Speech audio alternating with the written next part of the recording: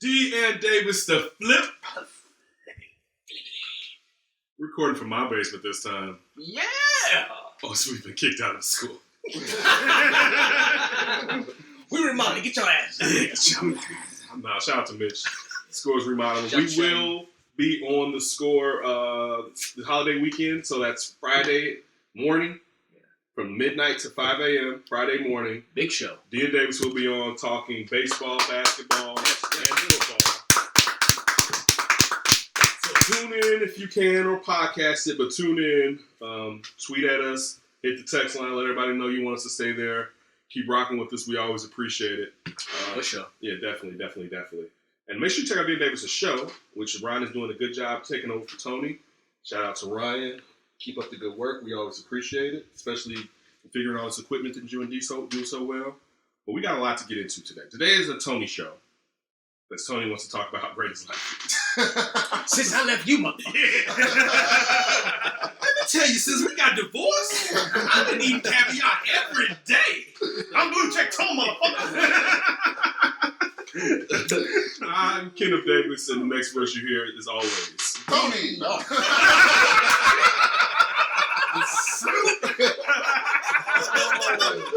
You dirty motherfucker. You dirty motherfucker. Yes, it's me, D. I'm still here. Hey, make sure you hit us up on Twitter and Instagram at D and Davis Show. Once again, it's at D and Davis Show. Facebook.com/D and Davis Show. We're on Twitter. I'm on Twitter at Demons1, DEMONZE1. Ken's on Twitter at That's Davis. Ryan, executive producer of the show. Ryan Bukoveski, he's on Twitter at Ryan Buski. Tony's on Twitter at TonyGill670. And Sydney is on Twitter at SydKid80. Make sure you follow us on iTunes, SoundCloud, Google Music, Stitcher, and the TuneIn app.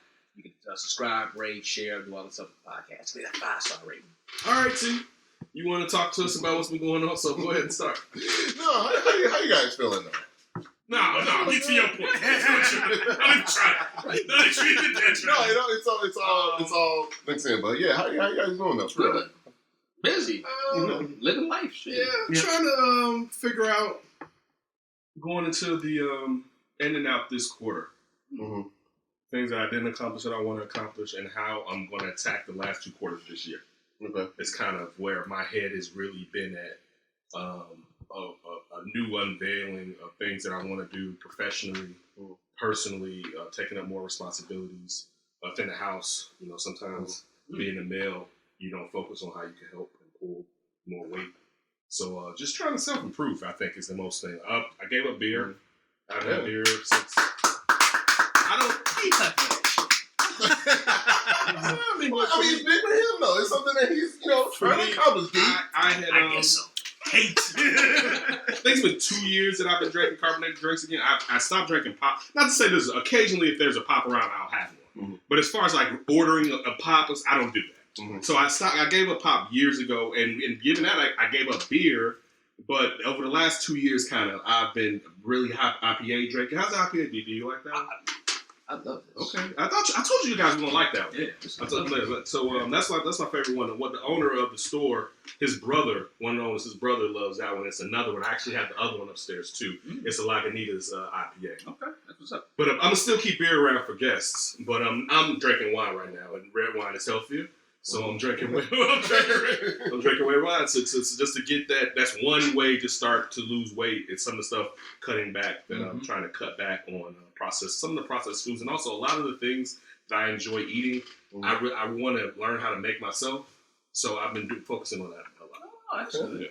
Right? Hey, that's interesting. Just get it. I've been good, doing my thing of working out in the suburbs and driving around Chicago seemingly every day or every few days, but I got no complaints. I'm happy with how things are working out right now. How's it to be in the community? This is your third I love coming down to the community. So, I like seeing I took Lakeshore down all the way. So what street did you take to get here, though? You took Jeffrey to get here? Yes, okay. Jeffrey. Okay. I don't know if you get twisted around. I like coming down to the neighborhood because there's a personality in the neighborhood. See, when I was living at Wrigley, it had personality, and now it's completely robbed of personality. And then you see like a lot of other places around Chicago that maybe will develop a personality over time, but aren't quite there. But down here, seeing everybody out about, I loved it. It's funny you bring up Wrigley. When we went to that Cubs game that Kyle had tickets to, and we were walking back, and Dedra and I had to get on Dedra, and I'm like, Dedra, do you know where you parked at? Because it was like, dude, you, I could tell how you just looked. You looked like you didn't know Y'all rode with Dedra? Dedra gave us a ride back. Oh. Because he was doing his live thing. He was like, I'll drop you off back at the car. I drove, and we got on the L to come down there. Oh, okay. So we were walking through Wrigleyville, and there's so much new construction, but it's not uniform. Mm-hmm. So, like, when you're saying that, the character, like, you're like, wait, what was the theme initially around here? Because this doesn't belong here, and this doesn't belong here. It's out of place. Yeah, so that, I agree with you, like, looking at it. It's just, for Chicago and architecture to be, like I like architecture and bones. Like, some people don't like old houses, depending on how the bones are. I like an old house because you don't get that type of craftsmanship anymore. Right. But, like, when you're saying that, when you're in Wrigleyville, and that was the first time I've been walking through Wrigleyville in years, it was just like, I don't know what area this is in Chicago. Or, like, you could damn near, you would know Chicago when you get to the corner. But if you film that block, you could think you're in Boston or someplace else. Right. Just because it's so many different, the architecture is so different from what they initially did out there. And they always describe Wrigley as like, oh, all of a sudden you're going to see this ballpark in this neighborhood that's just random across Chicago. And I think that kind of gave it a personality. Now it almost looks like the Loop was taken out of Chicago, like a small section, and put there around the ballpark because they're trying to put like these hotel skyscrapers and all these new buildings. So, I mean, it's still got some personality to it with some of the older stuff, but certainly robbed of what it used to be even just a couple years ago. I can't stand on that. I'm with you. It hit me the other day. I was like, I've been getting on the sky, but fuck her too. I have no complaints. I'm doing well, especially, well, like Ken said earlier about the personal health and healthy eating. I'm doing that more now. I'm actually going into my fourth week with no cookies, no sweets, no chocolate. Thank you. Have you lost any weight? I assuming that I have, but I know I feel better, and I know that it's an old. That's the main thing. And I feel good. I know it's an old cliche. It takes one day at a time. It truly does, and once you get used to it, it becomes a good habit, and you don't miss it. And I don't miss that at all. And I know me and Ken talked about this. We were at Bears training camp about 4 or 5 years ago, and I'll share with the audience. We were talking about how I watched a documentary by Dr. Mark Hyman. And he was talking about sugar and healthy eating. He's like, sugar is more addictive than drugs. I never did a drug in my life. But I was like, Sorry, Sid. Thank you. But he was talking about he's if you need to know, the weed's in the garage. But he at the time he was 55 years old and he's skinny and all that. He's like, people call him up to him and say, "Oh, you look great," and I get the same compliments. I'm not as skinny as he is, but I'm not a quote-unquote big person either, but he's like, people asked him, how do you do this? I cut back on the sugars and the processed foods and all that. And at that time, this was about 5 years ago, I said to myself, I'm going to give up pop completely. Now I have one every now and then, but I don't miss that at all. You can give up pop, but you know the crazy thing, when you get older and your palate, your changes. Mm-hmm. I eat sugar now that I didn't eat. Like I've been a chip person growing up. I never was a sugar person. My older brother was a sugar person. It's a bag of sweets over there if I showed you guys. Mm-hmm. And it's usually right over there next to where I sit. Mm-hmm. We had your liquor? No, my liquor's usually my liquor's under this table. I get I'm a whiskey.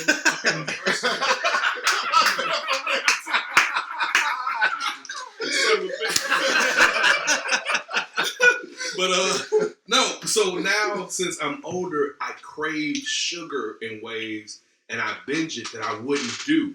And I have to yeah, but I mean, and this is some sweet shit. I gotta give y'all some of that.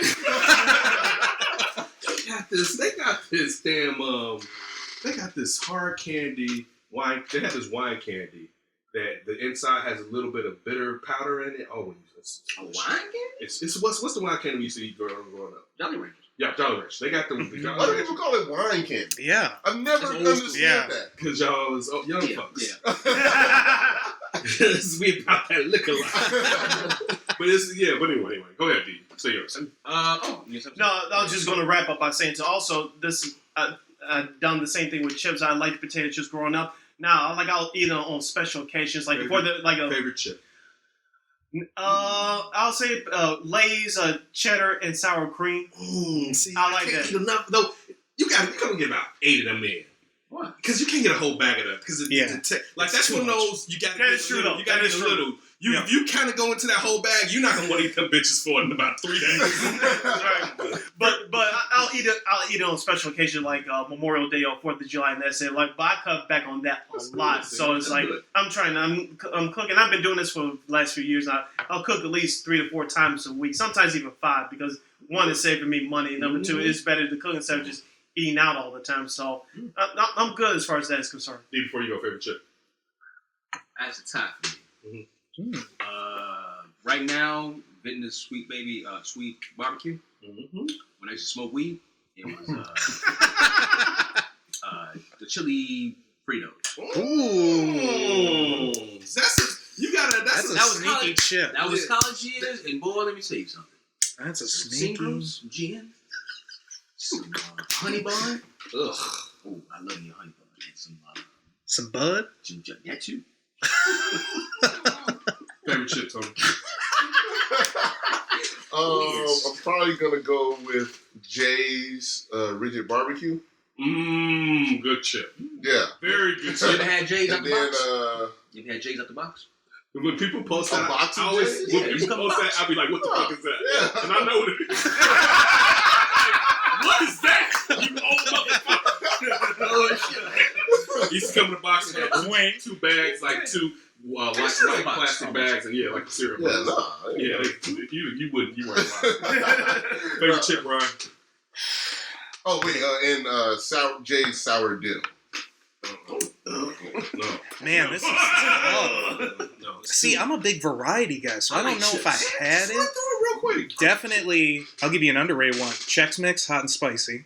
I can get that. I got, what was it? Is it Jay's the spicy, the hot stuff? You like I hot love stuff? hot stuff. Yeah, Jay's hot I stuff. love hot stuff, especially the good bag that's really got the seasoning on it. Jake's hot stuff is the best. When I go to Canada, what is it? Everything? He just stomped out. Oh, He just chips said, are. "What is it called?" Chips are. It's like dressed up. I think it's everything dressed up. It's like all kinds of seasoning on it. It's fully loaded.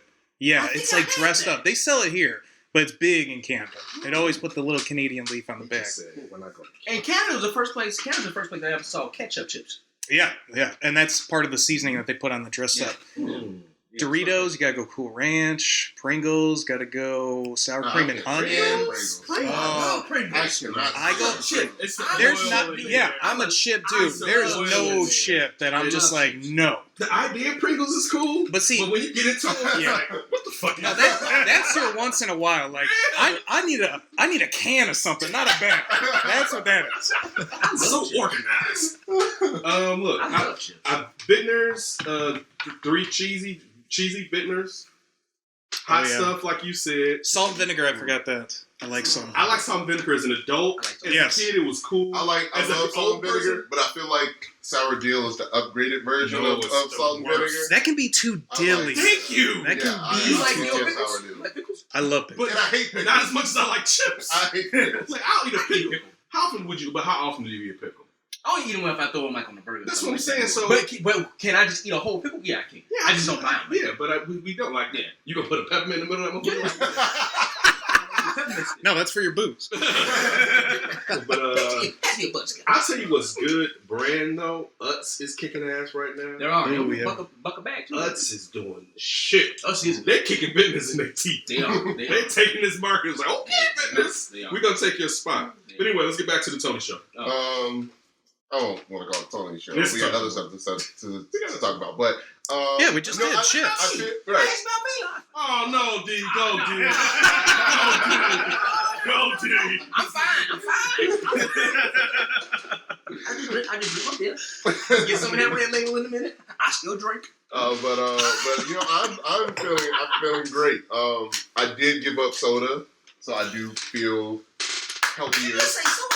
Yeah, You from Chicago? Yeah, You it's say called pop. From same birds. difference. Soda, pop, No. whatever, Soda. pop, whatever. You always called it soda your whole life? No. Okay. So When you unwrap people. Time to be proper. Ryan, Soda, sir. Soda. It's pop. So I do feel a little bit better. Been, as you guys saw, still shooting around. Got back to shooting around. Yeah, man. Yeah, I saw that. So yeah, I I'm told you I got there. feeling pretty good. But yeah, man, it's just like I also got death insurance. Oh. So Accidental or regular That death? was a big thing for me. Wait, you don't have insurance though. I don't. I think you should take care of that shit. Let your parents worry about burying you. Is regular death insurance or accidental death insurance? Permanent, not term. Mm. I used to sell accidental death insurance. Really? I did. At Subway? I never knew. This shit gonna kill you. I got a policy for you.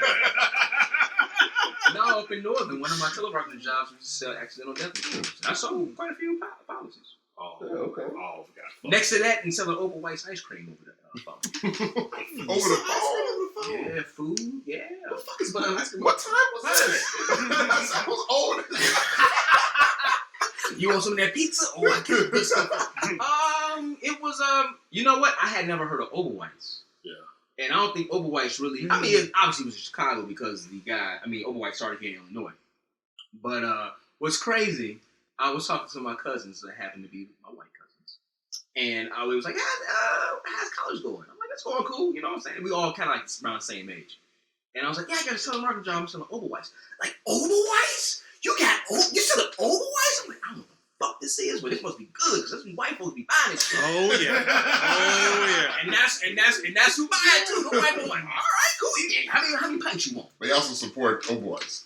Yeah. If you guys like chocolate milk, the best chocolate milk. Yeah. Period. Yes. Overweight in the glass bottle. Oh yeah, that shit. Oh. I know that it comes in out, and we all know everything that comes in glass is better. Like I don't get canned beer. You return it like You're a not coming over milkman. here and getting that. You're not getting a canned beer when you come through this house. No, I don't like the tinny taste. I like taste. Yeah. You got some bad titties. Tinny. I thought that at first too, but then I was like, oh. Get your eyes out of the Let's bring this back. And then I was like, oh, he must have meant tinny. That doesn't make sense. Now we're talking about beer, right? But then you just get done talking about No, milk. but what I'm saying, what? Exactly. How did you think I was I correlating thought titty? you said titty, but you said tinny. Okay, but that's so. I The word want to know, close. but you said that's some bad titties. Yes. But what does the titties have to do with beer? Is what If I'll tell you something, if you sucking on the titty and that shit tastes like some Budweiser, that's a bad titty. And this is the mind of the mouth. Wow. Where are you, That's Wisconsin? where we went. I just want to understand it. You ever had a stinky titty before? I don't want to talk about what I've had steak. Oh, In this house? Oh, no, I don't care about that. How old is Kenton? He's 10, right? It's 10. Oh, you- But no, the worst, and 4 years? I Man, mean, this titty was. the worst, I think it was the worst was Did it smell like Budweiser? the worst was it was probably I think I've only had in my life maybe 2 slump busters. The worst was a cute slump buster. She was very cute, and we were messing around. A cute slump buster. Yeah. That's not an oxymoron. Nah, because I mean, she still wasn't my type. I'll just put it like that. All right. So for me, she was breaking the slump because she wasn't on it. She wouldn't have got it today. I wasn't. But she's a cute slump buster. But I touched her, and when I put my hands around my face, I thought I touched her in a place that I didn't think I was reaching for. Ooh. Her booty. No. And I was gonna leave it like that. I'm gonna keep it classy. Jen doesn't have to be nasty kids 24/7. Did you say, you know what? This has been a great evening. I think I'm gonna go. He power through it. Tony, it was called a slump buster. Slump busters only exist if they work out. You need to slump. That's a fucking Facts. Oh yeah, Hey, I mean, sometimes you power through all of them. But it's a war out there. I've aged out. I wouldn't even know what to do on the market. I'll do what? What I do with my hand? Wait. Oh, yeah. Oh please, It's you not be even- out on this market. It's like, you don't. bro, and You know how many women I would lose today if eating ass was big in their repertoire of things I would have? Yeah, I know, right? I'd be like, baby girl, No. If I put it like this, if I was in love, and I mean, dude, you got to know the type of love I need to eat your. Like, there's no real reason to eat ass. No, You know, like me and D, like these Mr. Condom. We call you the Trojan man behind your back. Not anymore. Do you get snipped? No. No. Oh, How use condom now? No, but I'm just saying, as far as you and you always like protection. But see, that's where I'm going. In today's world, there's a lot less pressure on that condom, and we know. Jesus Christ. But you know what? I'd rather go raw than eat ass every day of the week. That's what I'm saying. That's the world today. I mean, you shit out of that. can you bring up a good There's point? nothing. I'm not saying you won't get a Okay, tingly, first of all, tingly feeling why from do you it. think like 50% of women are like, you got to do this or we're not getting Because it's anything? too many of these dudes that's they go-to. So now these girls are expecting that shit because Freaky Dicky over here on date one went straight for the ass. I'm sorry, I can't compete with that. You bow gonna- out. Listen, You bow out. you gonna have to just fuck with both of us. 'Cause he gonna take that part of this. You got somebody in the house that's maybe 10 years older from a different generation? I'm just saying, I heard Duval say this to a girl that asked him. He was like, I'm a 90s freak. I'm a 90s freak. Right? Like, I mean, when Eating Ass first came out, it was like, oh, that came out like the 2 early aughts and shit. It was like eating ass. And then I remember me and D was in class, and it was like, y'all are eating ass a lot. Like, this dude we used to be in class, he was like, that's first time. I was like, to everybody? I like how this sounds like as if it's like a newsflash in the 90s. Like, women are getting their ass eaten all of a sudden. It's a new phenomenon catching around the world. There's Brought to you by Vice. right. There's a clitoris above. Okay, now you can say this if you're performing fellatio or cunnilingus. I'm sorry, cunnilingus, and of course the lady uses it down there. But one, it's her sex organ, and there's a clit right there for stimulation. And so I'm just saying, even if we're just going off of anatomy, there's a reason to maybe that your face should be down there. There's no reason for your face to really, and again, if you're in a committed relationship, or if you really care, maybe if you don't, you just freaky like that. I get it. Maybe it's an anniversary. But for rampant ass, Happy third year. that's a different type of thing. But like that's one of the I consider myself a dude that'll do anything. And I just but like if like man, do she have to be something really bad and special or for us to be early in our relationship and I'm like, give me that ass in my face. Can you bring up? That's actually kind of. That's what you're here for. That's what you want to do the show for. He's like, man, I gotta get this ass eaten off my chest. What a transition. Transition. But just being, like, I found, like, I was like, man, why am I so happy, right now in my life? So eating so much ass. And then I was talking to my dad about this, and I was like, I'm just grateful for everything just in my life right now. You should. Like you guys, my job, my family, just grateful to be like just alive. You should be. And what we're doing and just enjoying, what I'm doing every day when I wake up and just just even being in America, this country, like just Damn. grateful.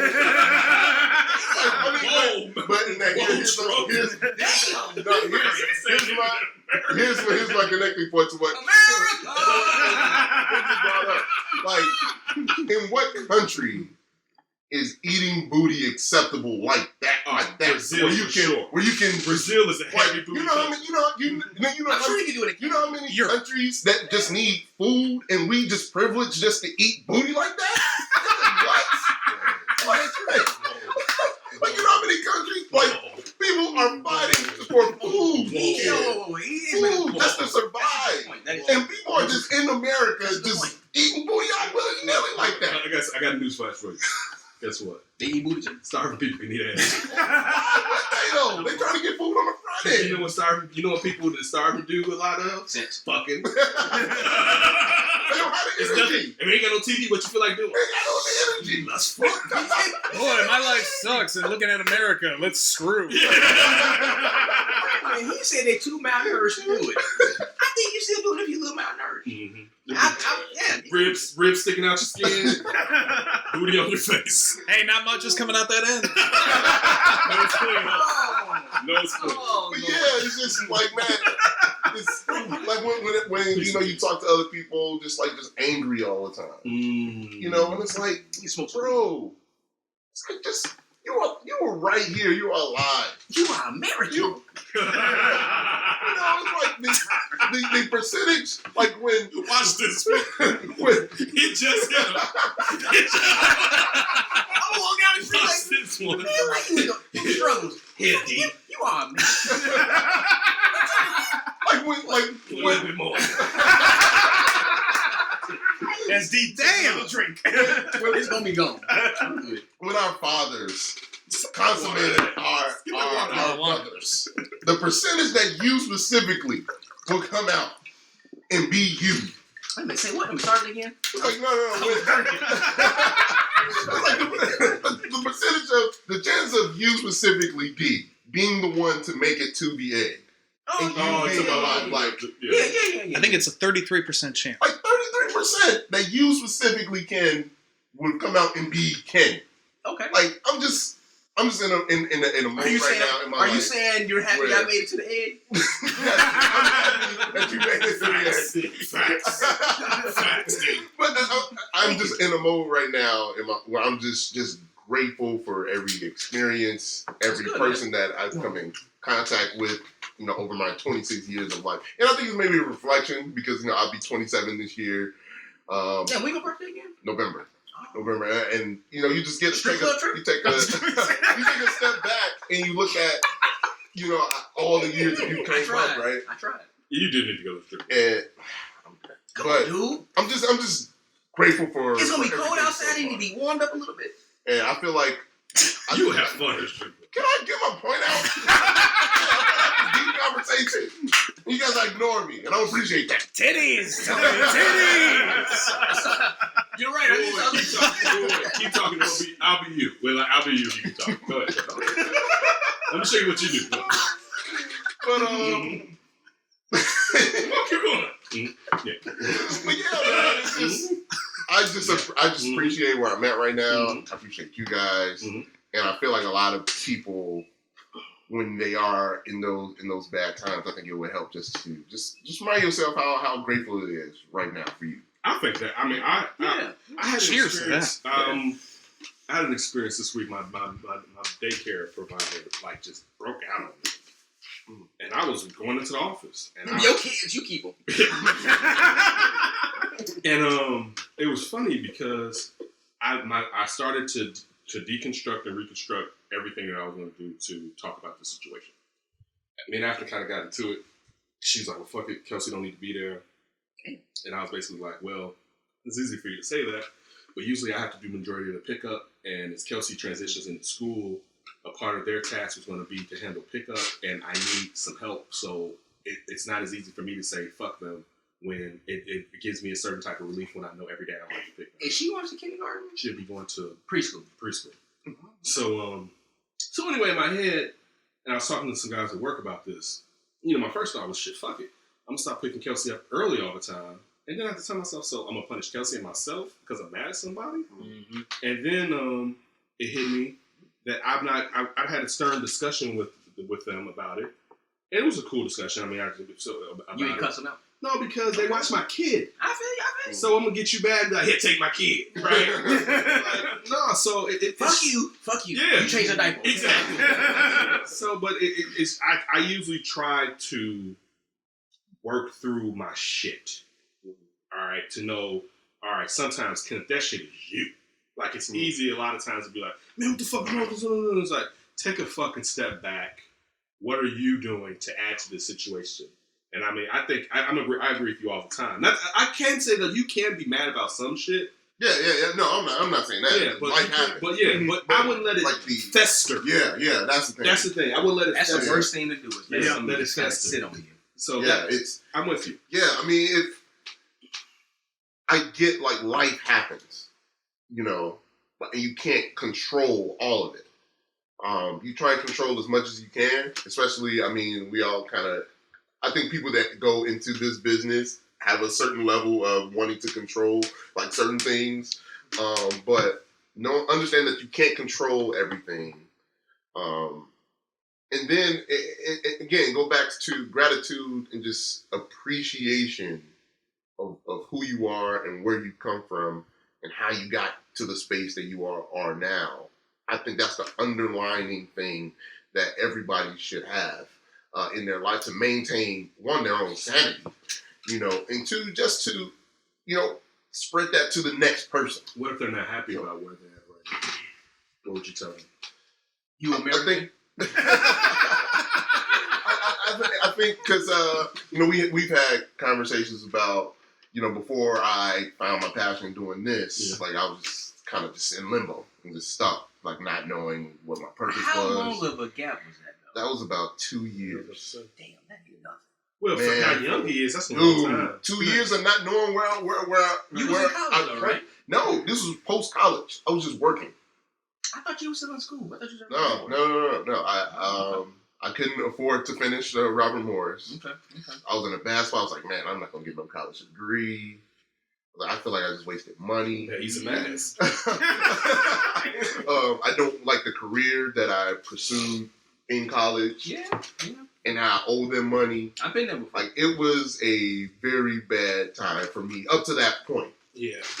But my father, I love my old man, and he's always giving me advice and stuff like that. And he always telling me, if this is the worst that it can get, you must be doing all right. And that started like, man, why am I so like upset about this? That's true. And it's like, no, if I don't, when I be in your mama. Damn.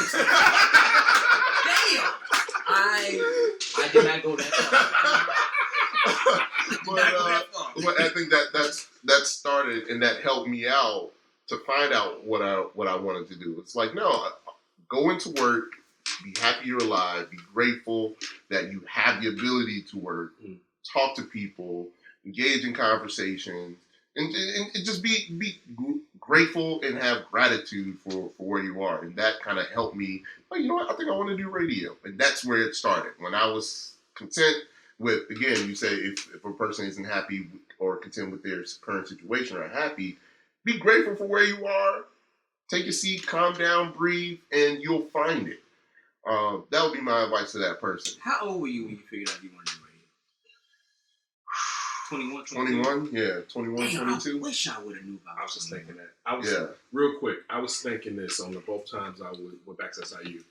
Second time I went back, I went to school of business. I was like, why not go to communications? Mm-hmm. Right? I was like, goodness gracious. It was and my father told me, you should do this. And I was like, shit, I want to be the topic, not talking about the topic. Mm-hmm. And being arrogant.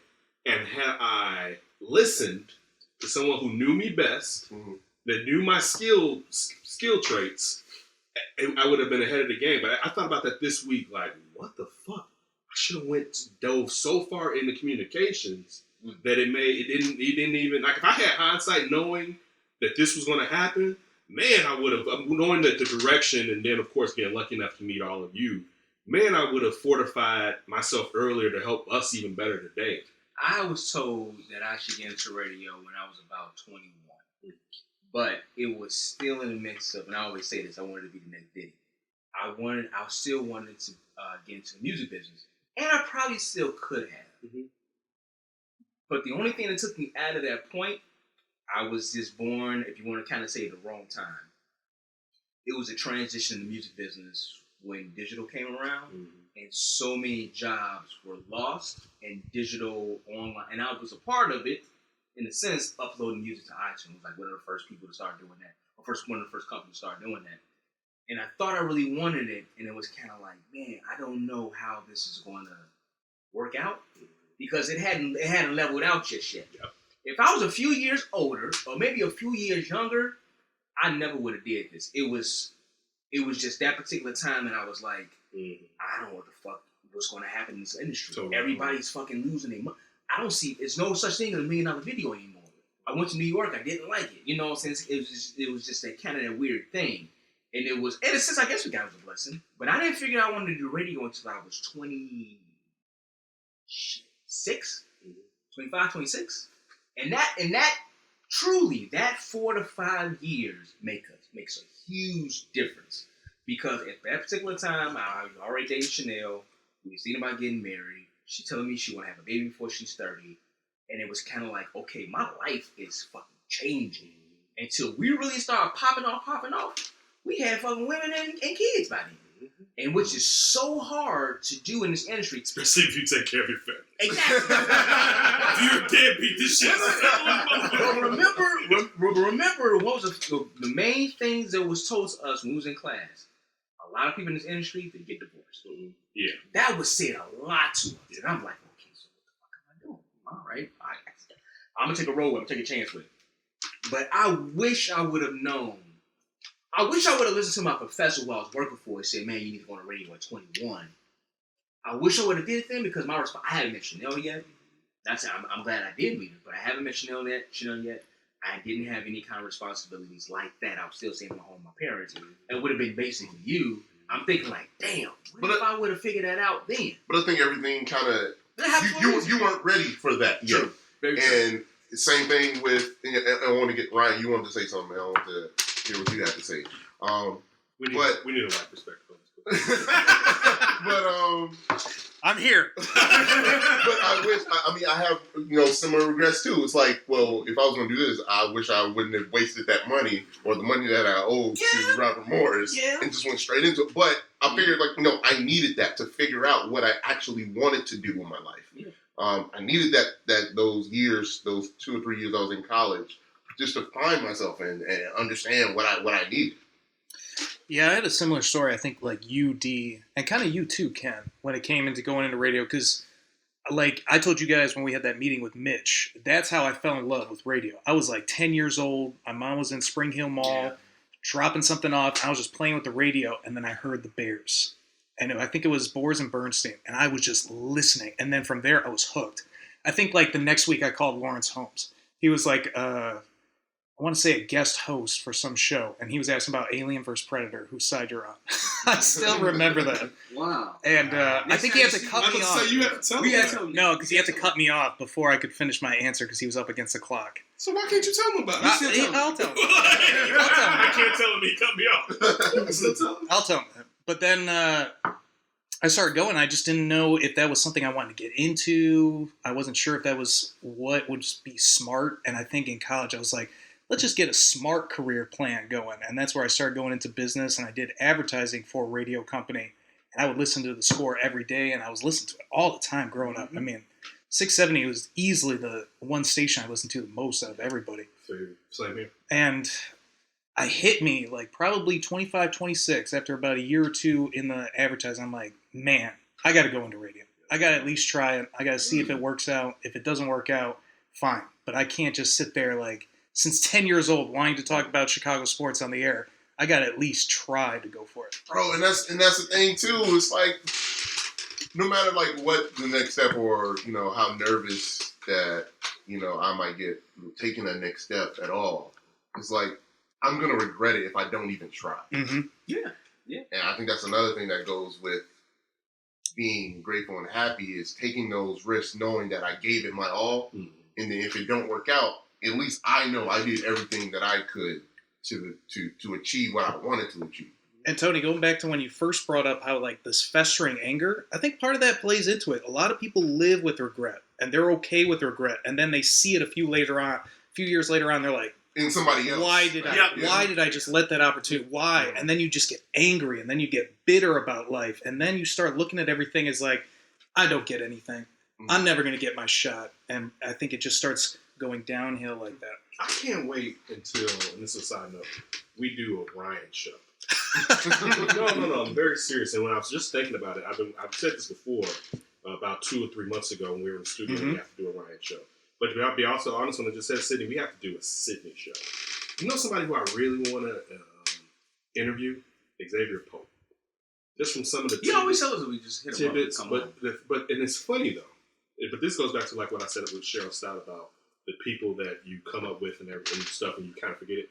There are details about your life that I don't know and how you're built.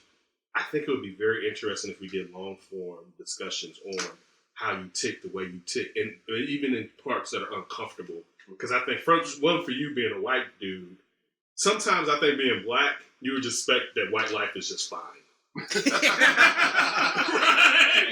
Right. Your life is fine. And sometimes talking to you, it's like, no.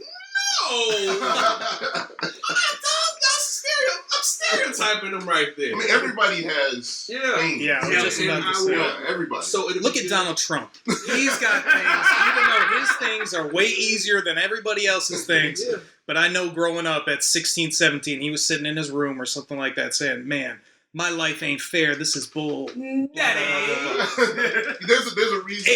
And that doesn't mean it's true, Yeah, but that's how I mean, every sure. person is Yeah, my life is the toughest at some point. Yeah, but I was saying it from a point of It's all subjective. even. But wait, this is what I'm saying.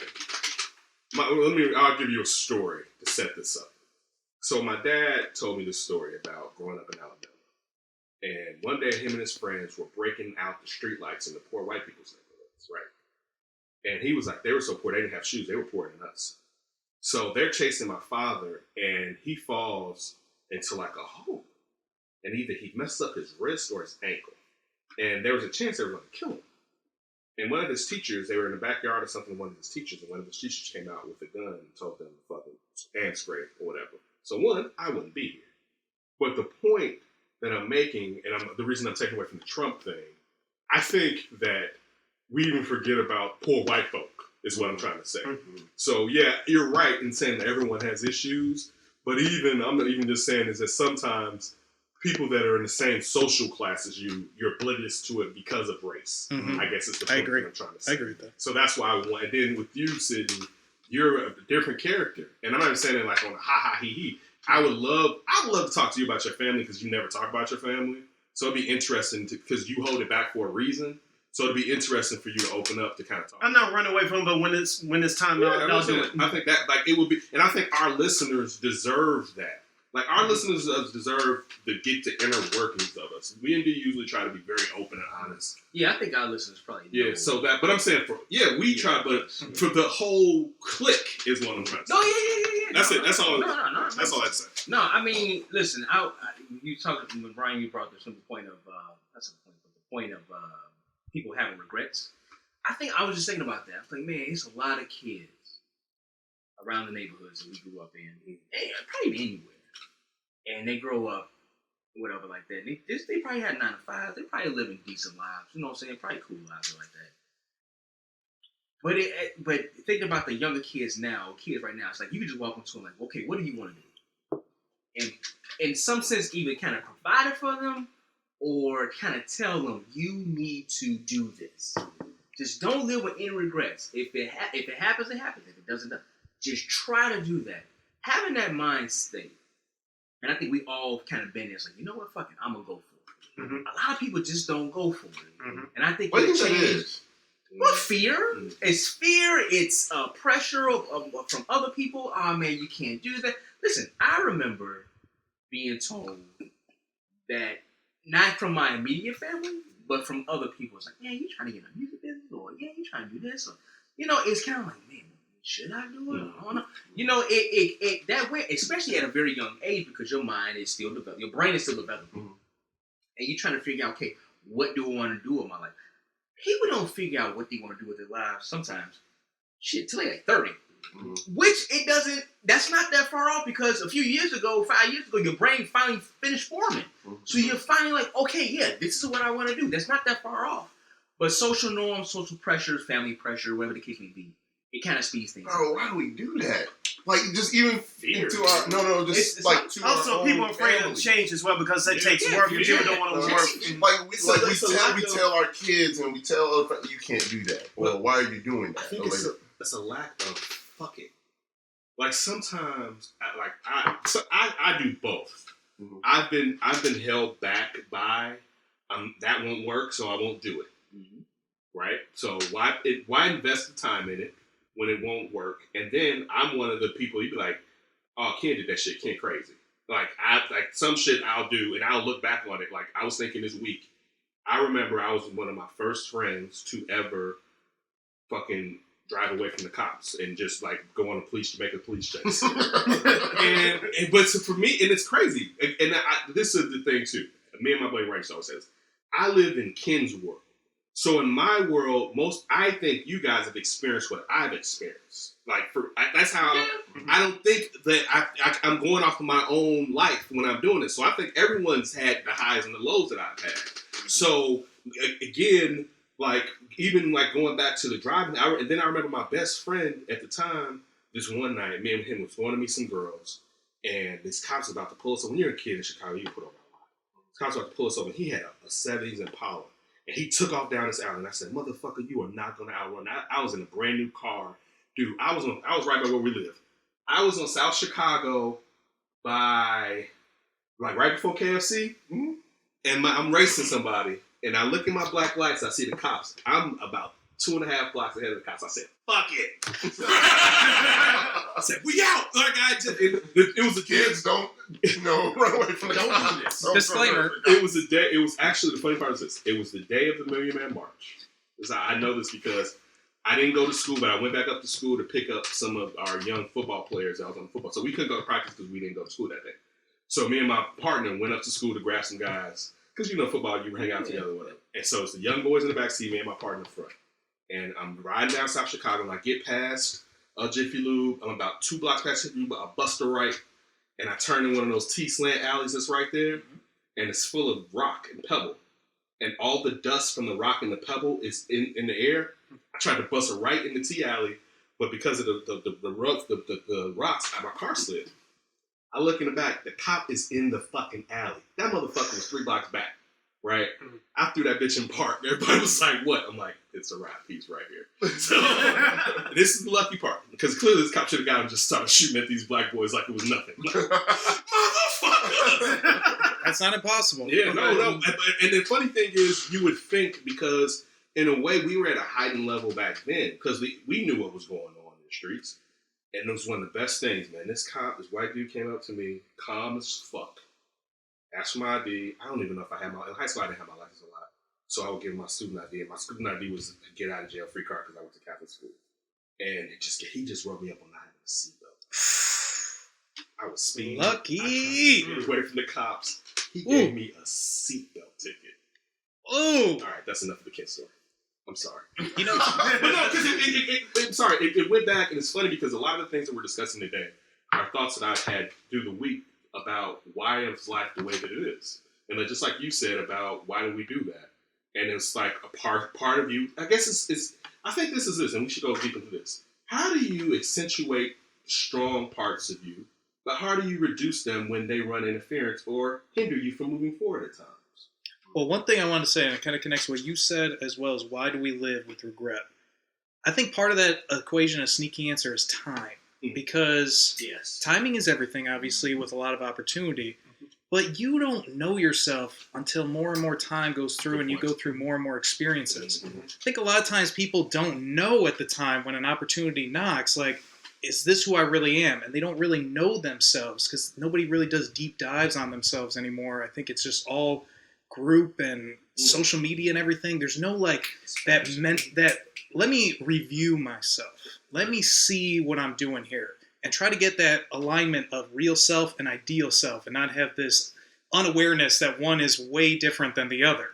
So when you have that weird timing and you know yourself, because I think all of us, we're pretty comfortable in our skin, and that's why we're easily able to go into this industry. It takes a minute, though, to get comfortable. Oh, yeah. Depending on you. Like, this motherfucker was probably comfortable in his skin all the time. But think about it. He was comfortable when he shouldn't have been. Think about D. His shit was fucked up, and he was still outside. I'm with you. And at 25, he decided to pivot into radio. You know how many people would not have done that even with D's personality? Yeah. Because they don't really know that they're D's personality. Yeah. And that's actually a good point. And people praising my personality. Well, I like it. Thank you. And it's funny because maybe 10 years ago, I don't think my old man would have supported this journey. Really? Of radio. I think he would have done it eventually. Joe Pops listen to the score. He's into sports. Yeah, he is. But like in high school, for example, in high school, what I've come to find out, kids have no clue what they want to do. No. Very, very small group of kids. I had no know idea. exactly what they want to do. And at that time, I was my father's oldest. I was his first kid. So he had a plan, I guess, in his head about, oh, my son's gonna do this. Well, he's gonna go to college. He's gonna make a lot of money. He's gonna go out and be a fine human insecurities of a father to make sure that his son is on the right path. and my father, he did well. I mean, his family, my grandparents were dirt poor. As everybody else is, so he had to find a way to go to college on his own. He had to find a way to get to school on his own. And he was the last one of 8. So they had other kids also, to worry about. So my dad do a lot of stuff on his own, figure out life on his own a little bit. And his kind of project, when we were picking out classes, for example, in high school, I wanted to try cooking. I wanted to go into automotive. I just wanted to try just a bunch of different things. Like, are you going to have a career in that? Yeah, you were And just waste all this money. Well, no, it was high school. I'm sorry. It was. Damn, we should let you do that. Right, it was high school picking classes. Yeah. So, and I was like, well, I guess not. He's like, what do you want to do when you grow up? I was like, I guess work around computers. Like, I didn't do that. So, I ended up doing that. And Did he apologize to you? he did. He's like, now, yeah. I bet not. Wait, he waited till you got the email. When did he apologize? Yesterday. How recent? when my youngest brother and sister started to go to high school. Again, I was the oldest, so I was kind of like the test. Yeah. Me and my other brother. Oh yeah. Because my brother, We fucking them up. he know what to do now. He apologizes. He said he feels bad. I mean, at least once every other week. Wow. Really? Yeah, because my brother and sister, they're not going to be in debt because they went to community college and got those funds from going to community college. So they're starting off on an excellent foot going forward. Is he gonna give you some bread? That's the real help out. That's go a stack, son. Pay off your debt. But I had to get over it because I always felt that way. But it's kind of just I live in his house. I got to do what he says. So I'm just go, and I've always kind of held that against him a little bit. But that's kind of think about snuffing him up. but You stand over here like, but having hey, I eat that pork chop.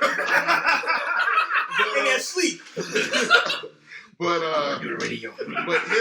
him apologizing for that in his older age. Y'all wanted to cook.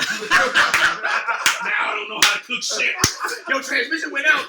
Oh God, I could have fixed it.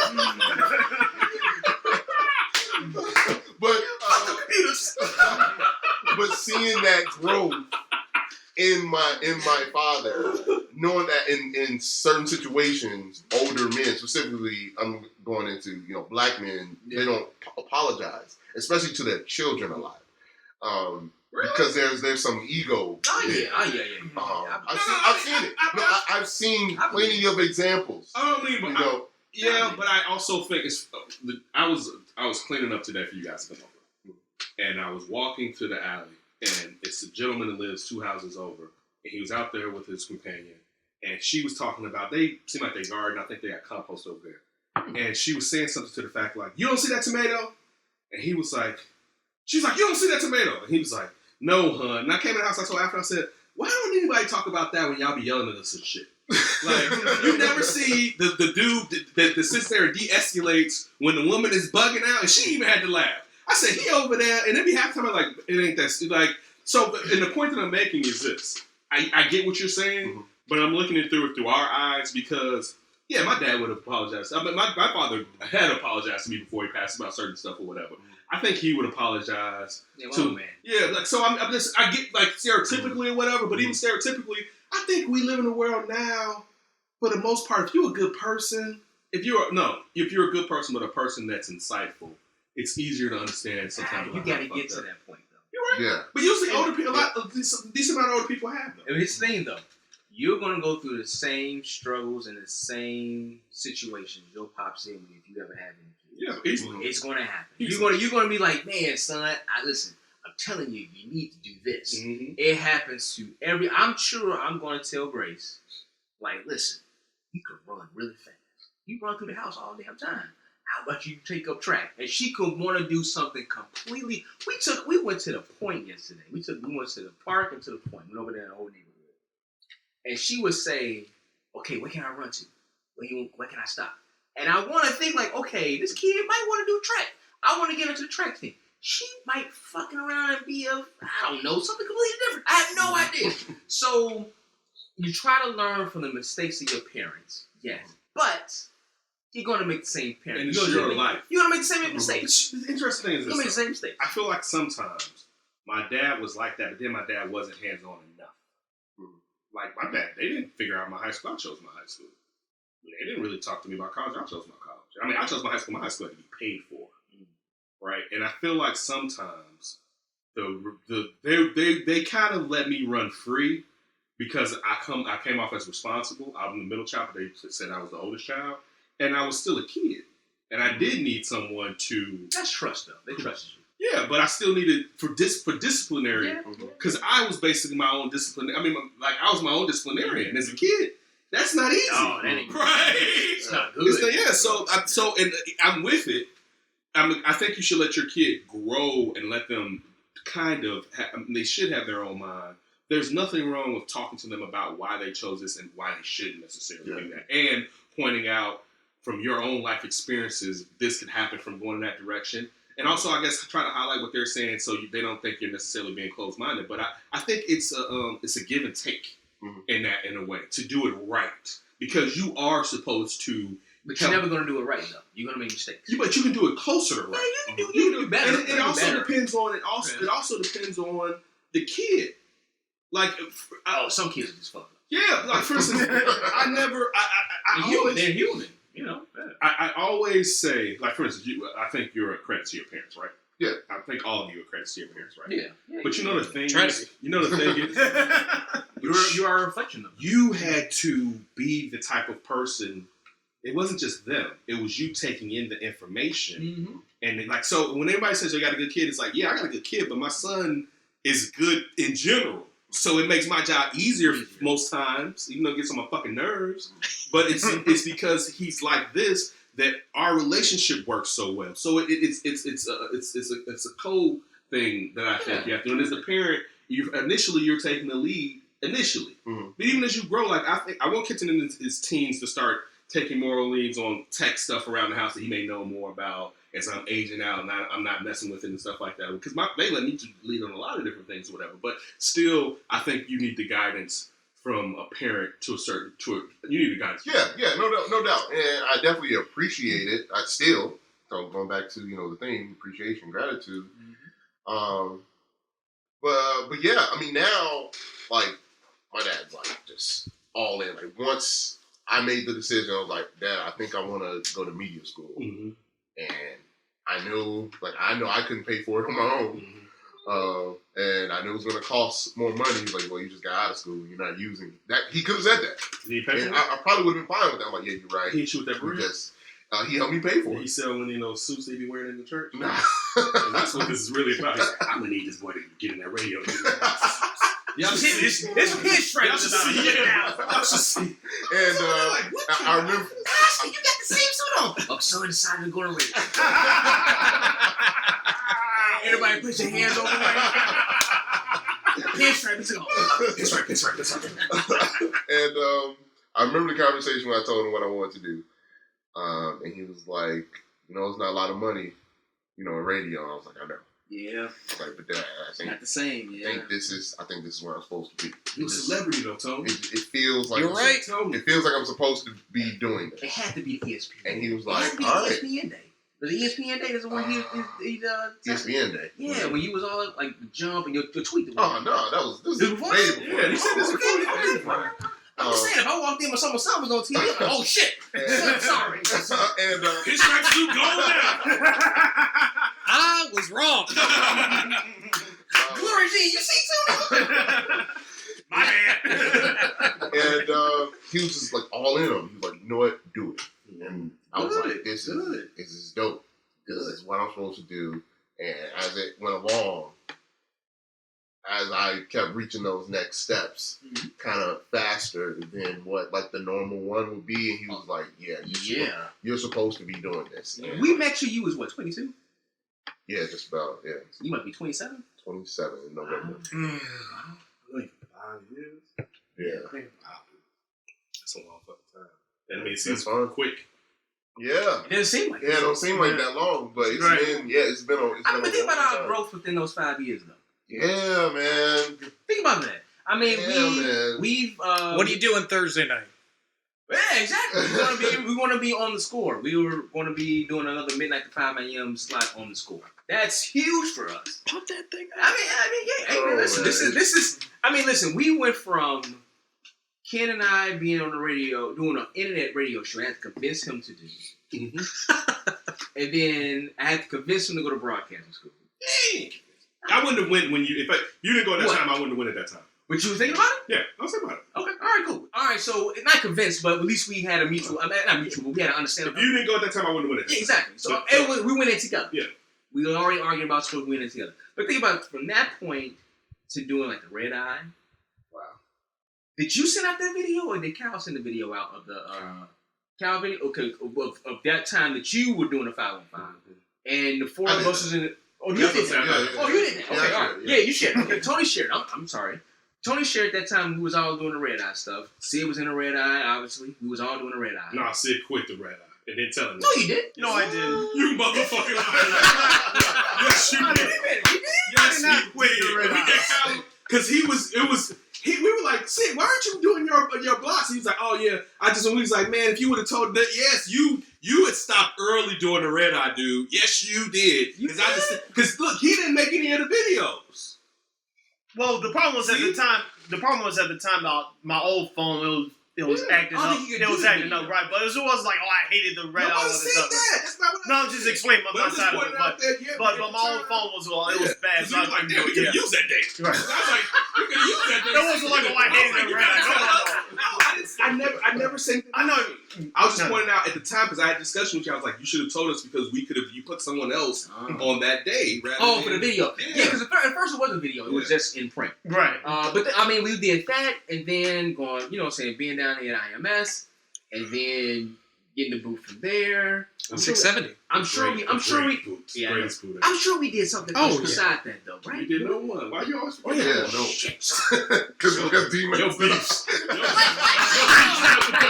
Yo, Shorty beefs. No. Shorty totally. I saw Julia not that long. I saw Julia like a couple years ago. To spit on her? Years.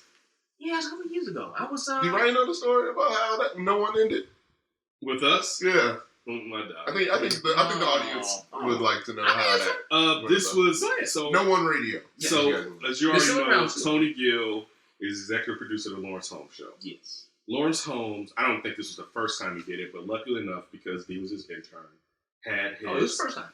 Had his guest week. He was on there. Yeah, the whole guest week. Yeah. So we were talking about it, and I said, you know, we were deciding on what we were going to do with our show, and no one had an event where they were going to do a remote at some type of black tech thing or something. It was a black entrepreneurship down at the Culture Center. And we were the star interview group. What year was this? This was I was still an intern. It was about 4 years ago. Were you intern of us? Yeah, no, so I was intern for you and so you just said 5 years, so it was about 4 years ago. Mm-hmm. So we were sitting. D was on there. D went on there, did very, very well. And I decided it was better to do our show instead of doing no one since D was on the score. Mm-hmm. Because I thought maybe it'd drive more traffic to the what's name. So one, I think Julia thinks it was him that one came up with the idea of us not doing it. I was the leader initially. Then we got Afton and Chanel in on it and started talking about it as far as should we do it or whatever. And they were like, no, y'all should do y'all show. So it was a Saturday. It was the event. And we usually don't do Saturdays there anyway. Right. But the event was doing the same time we were doing our show. Our show, yeah. So we were going to not do we were going to do half and half maybe. Yeah, I think that was a discussion. That was a compromise. Yeah, we were going to try to do both or whatever. Yeah. So I was like, dude, you was on Lawrence Holmes Show. We need to be on air, right? Mm-hmm. Like in case anybody was listening to you, get back on us and let's benefit from it. Yeah. We called Julia, and Julia didn't like it. And Julia, I wonder if now, if from having years of being someone's head of something, would she do it the same way? Be interested in the discussion. But she got mad and basically started citing times when she felt like we weren't there for her, and which was kind of taking us aback because, I mean, we had been there, and if it was anything, if it was a financial thing, it was plenty of times that I asked her, could I give her any money for what was going on when she was taking on a huge task on her own. Huge task. She had that stuff, that place out of Laguna. I mean, think about how much rent was for her to be there or whatever. Yeah. So, great spot. Too. Yeah, a great spot. So it was a misunderstanding. And I mean, for us, I mean, it's funny because every step, it's a learning experience. So it would have been cool to be there.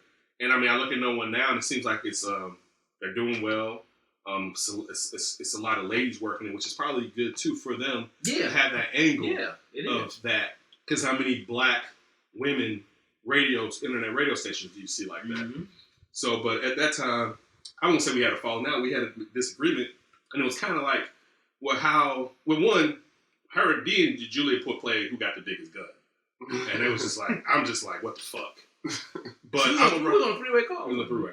So one, I'm gonna ride with D regardless. Like I am. It wasn't even an option. Or I jokingly was like, yeah, I go to one, playing whatever. But I'm gonna ride with the guy that I came with, or whatever. And we just we separated from that. And I mean, I wish them the best. It was a great experience. It was great that we used to get to do remotes. And the funny thing, stuff wouldn't work. We had to really be on our, like, we would come in there and have to interview somebody that didn't know nothing about what was going on. Who are you again? Yeah, for the training that we got in it was really good. And it's still funny because without No One, perhaps we may not have a flip. Because I love doing 2 shows a week. Yeah. And doing 1 show a week, I was like, I feel like my chops aren't being ironed out. We got to do more. We got to grind. We got to get up out here. And that used to start leading to the discussion. And then, like I said again, and I don't care. It was coming off of some Deez and Mero. This is when Kyle used to work at the job me and D used to work at. That discussions on the flip kind of started coming. And that's how we ended up here. I mean, luckily. And I didn't listen to Deez and Mero. I'm like, what the hell are y'all talking about? And then I've been with the crew, sitting and D went to school. I don't think we were here. I don't think we gotten as far as we've gotten today if it wasn't for Tony joining. Because basically you see how hard Tony works to get where he's going. And basically he just carried us to those places. Yeah, I think each person has been a building block. Yeah. On something that it totally happened. You already with Regal and been bringing me in. Mm-hmm. And Sid, your professionalism on already being in radio. You heard me on WVON, right? Yeah. And then now, actually, and I'm not even saying that because you're here. It's funny but I've been saying it the last 3 shows. It's funny now because this is your part of where you take us now. Yeah. And it was, I mean, looking at everybody had a chat. Yeah. It's kind of like, well, how's it going to go? But then to see like, oh, okay, right? Like, this isn't just somebody that kind of knows this shit. This is obviously someone bringing some shit with them and your drive and dedication. So I mean, it's definitely been a great journey. I mean, it can be better. I'm really not satisfied. So like, for instance, to be honest with you, and this isn't a slight on anybody. It's cool to be on the score, but it's like whatever. And I mean, that's just how I live my life because I can't make things too big because if I make them too big, then I don't flow through it the way that I gotta flow through. Now, see, I look at it on the other side, kind of 2 heads of coins, and that's what we are. Yeah. I think about the simple point of where we came from, and I remember I always tell the story. I remember recording myself in my parents' house, my grandma's parents, whatever, at home. Recording myself, I wrote down some topics I wanted to talk about. I recorded myself on like a little thin microphone that came with a desktop computer on like fucking Windows 95. That type of shit. Recording it and then playing it for Chanel because I just met her. This is 2005. And she was like, you sound country as hell. You sure you want to do this? And I'm like, I think I'm all right. And she was like, okay, whatever. You know what I'm saying? But she definitely pushed me though. You know what I'm saying? And she had to. She didn't think you sounded good. Yeah. She was like, you sound country the motherfucker. I gotta work with this guy. So to get from that point until we about to be on the score again for the 5th time. Both of you guys did sports feed and sports talk. Yeah, it's like they hit us up like, "Hey, you want to be on TV?" That still blows my mind. It's not to the point of where we probably want to be, which is like our 9 to 5. This is what we do. But I always think about the journey, and I mean, this just could be just what's different between. No, that's good. It's good because I think there's room for both. Balance There's is room for both. Your balance is there are times that I need your balance. Yeah. Like just like I wanted to talk about being grateful and gratitude, and that's what the theme of this episode has been. Yeah. But that doesn't mean that I'm satisfied with where I am and where we are at this point. Of course, we're going to continue to work hard and reach higher, than where we are. I think I thought it was just good to just discuss. It still blows my mind.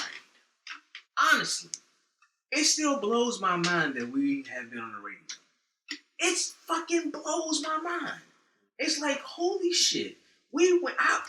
Canada, all of us have went from the point of listening to sports talk radio, loving sports. My mother always tells a story like, I don't know what happened to my son. One day he was like, into comic books and all like that, and next thing you know, he fucking look at ESPN all damn day. She literally said like, I don't know what happened to him. I was my little boy. He was just, and it's just me. I'm only child. It's like it was just me. It was my baby. And all of a sudden it's like I'm reciting stats from fucking the Bulls in 1992. And to get to that point, of fucking like Shane or Mitch, hey, can y'all do the 4th of July week? It still blows my mind that we got to that point. Now, I always say this too. And I say that I don't want to stop because I constantly want to go and I want to reach new levels. But I feel that we've like really accomplished something. Yeah. Oh yeah. Yeah. I do. I mean, I'm not saying I don't want to stop.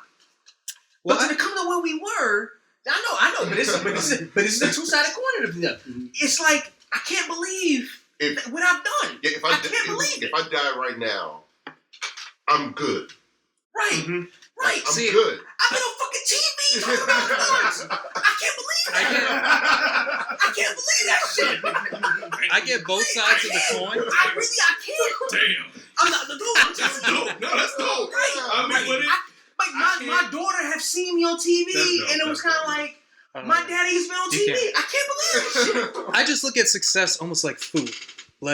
And I like how your guys' approach too kind. You guys have eaten, but you're not full yet. Right. Yeah. And you need to eat more. I'm starving right now. Yeah. You ain't starving. There's people that are starving out there in Canada. You bringing a point up that you're still amazed about how, where you guys have come from to now. Yes. And then Ken was making the point that, he's not satisfied just yet. I think that, again, there's a good balance. It's a great balance. Of both. Yeah. And I think that's great.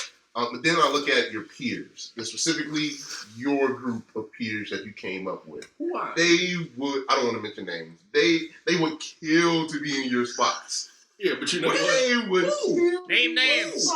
Name names. But to be honest, New Day. maybe they do. But I'll say this: who are our peers? They would look at. I think sometimes the shining moments.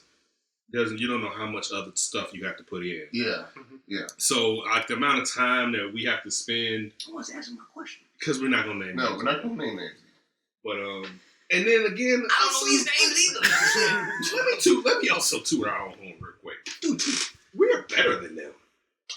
So I mean, and back then, for the most part, I mean, like there's even regardless, somebody can come here and offer me a job today. You talking about people in school with? Yeah, I think so. I would still want to do a show with him. I would still want to do a show with you all because it's a relief, it's fun. I want to get paid for it, but it's my guys. We enjoy ourselves. This is kind of us relaxing.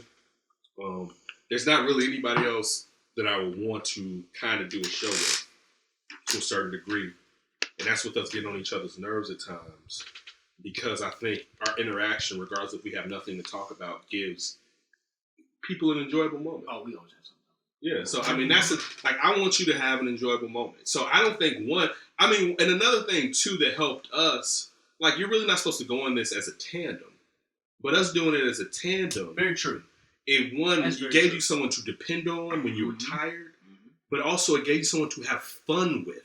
So when the dark days are here and you don't feel like it, you still know, you may not feel like doing the show at the beginning, but by midway, you're going to be having some fun. But at the end of it, you're going to enjoy it. So you get an instant gratification reward from it because of that some of our contemporaries, they didn't have, and they wouldn't ride with one another like that. Like we would, like we're talking about the no one thing.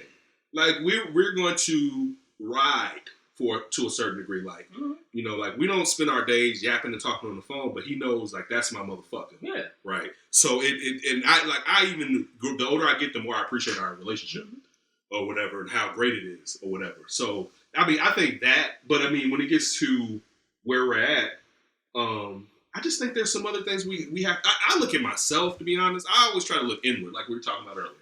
What am I doing that's holding us back?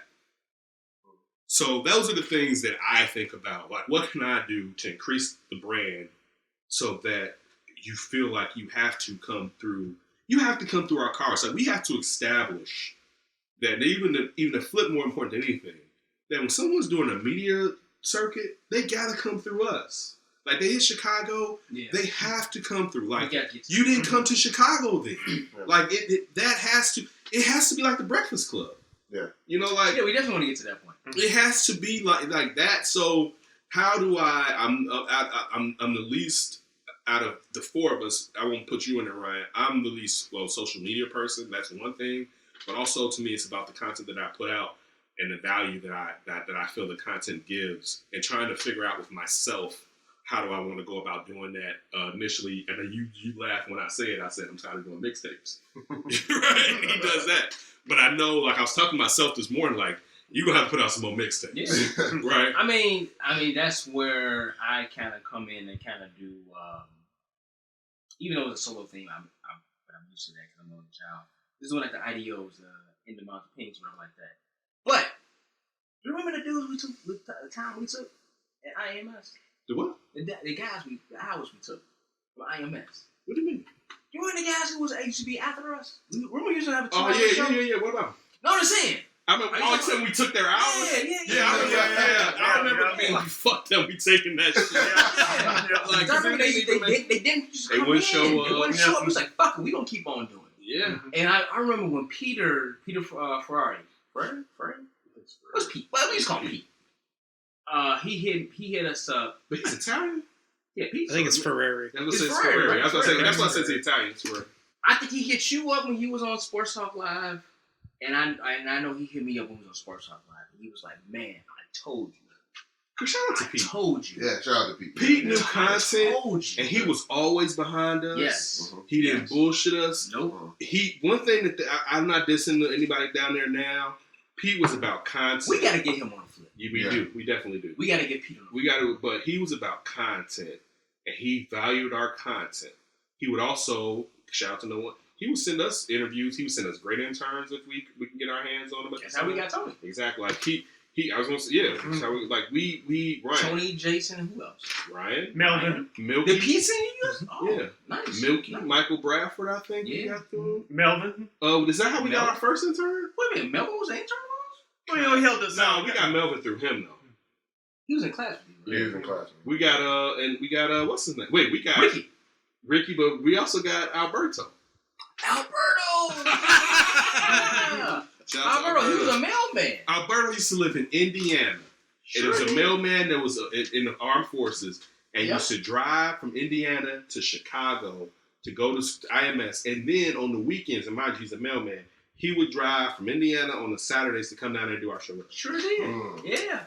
It's called commitment and sacrifice. Yeah. And that's the point about the contemporaries at the time. But that's, you know what? How many people were willing to, like, dog, I was saying to D, we're going to be, it's about to be 2020, right? Yeah. We're 2 years away from being 10 years since we went to IMS. Yeah. And so how many people are willing, because I look at my social media, I look at people that had talent that we were in class with.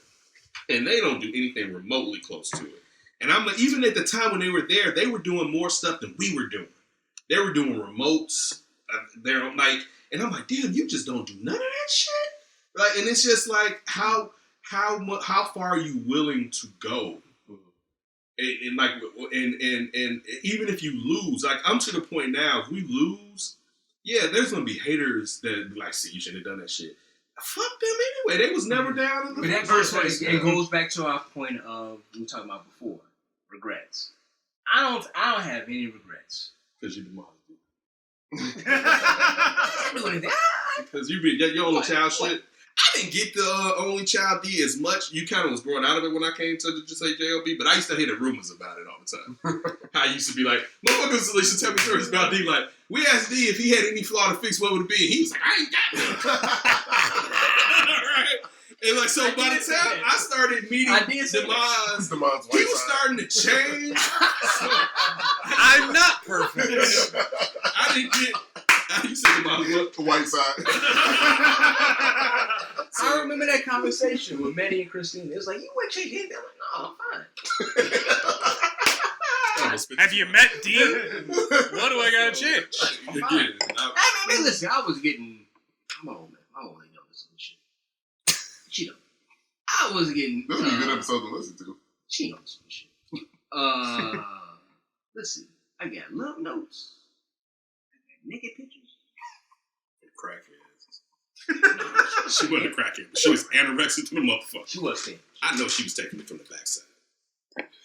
Yeah. I remember Christina asked. Y'all remember Who y'all talking about? Yeah. Oh, old co-workers. Oh, I thought you talking about Chanel. I'm about to say, what? Oh, we wouldn't know. This is my old lady. We don't even play those type of games. Right? It was this co-worker that we had. Okay, right. You guys do like do adequate separation. I needed something. Wait a minute. I started thinking about that Dave Chappelle joke saying, hey man, I'm trying to tell you about story about me fucking my wife in the ass. I'll tell you that. You said that. Hey man, I'm telling you. No. It was. You said you were popular. No. So that you were so popular that when somebody asked you if you needed to change your thing, you was like, man, I'm getting nudie anorexic pics in my time slot. You would have fucked around. You would have fucked the shit out of her. It's attractive. Well, that's why I knew. There was a lady that You never said it. She used to be at our old job. And a whole manager. I told you that story. Me, I ain't gonna say his name. We're together right before we moved from one building to the next. And she was like, we were talking about how she met her husband. Mm-hmm. And she was like, she looked at me, she was like, yeah, I know you how to move your hips. She looked at me, she was like, yeah, I know you know how to move your hips. And I was like, well hot damn. And crazy part, I was like, and I walked away. I was like, well, okay. Listen, but a year and a half. I said, all right, I'll talk to you all later. A year and a half before that. Black men don't cheat. I didn't. I swear I didn't. I was about to have to fuck her to keep his job. Y'all laughing and shit. All right, T. That's how. Because at our job, motherfuckers get let go. And I knew from the things I was hearing over there and how they were picking the people, and I'm like, man, I'm gonna have to fuck this. I mean, eventually it did happen. Because I wasn't there. I'm not there anymore. But it wasn't true from her. That was a good time. So I wasn't there before I got there. Yeah, it was scandalous. Scandalous. One day I walked into my desk. This is when we was working like on the main floor on 9. We had like these long tables. This kind of give you a description of it. It's almost like working in a library.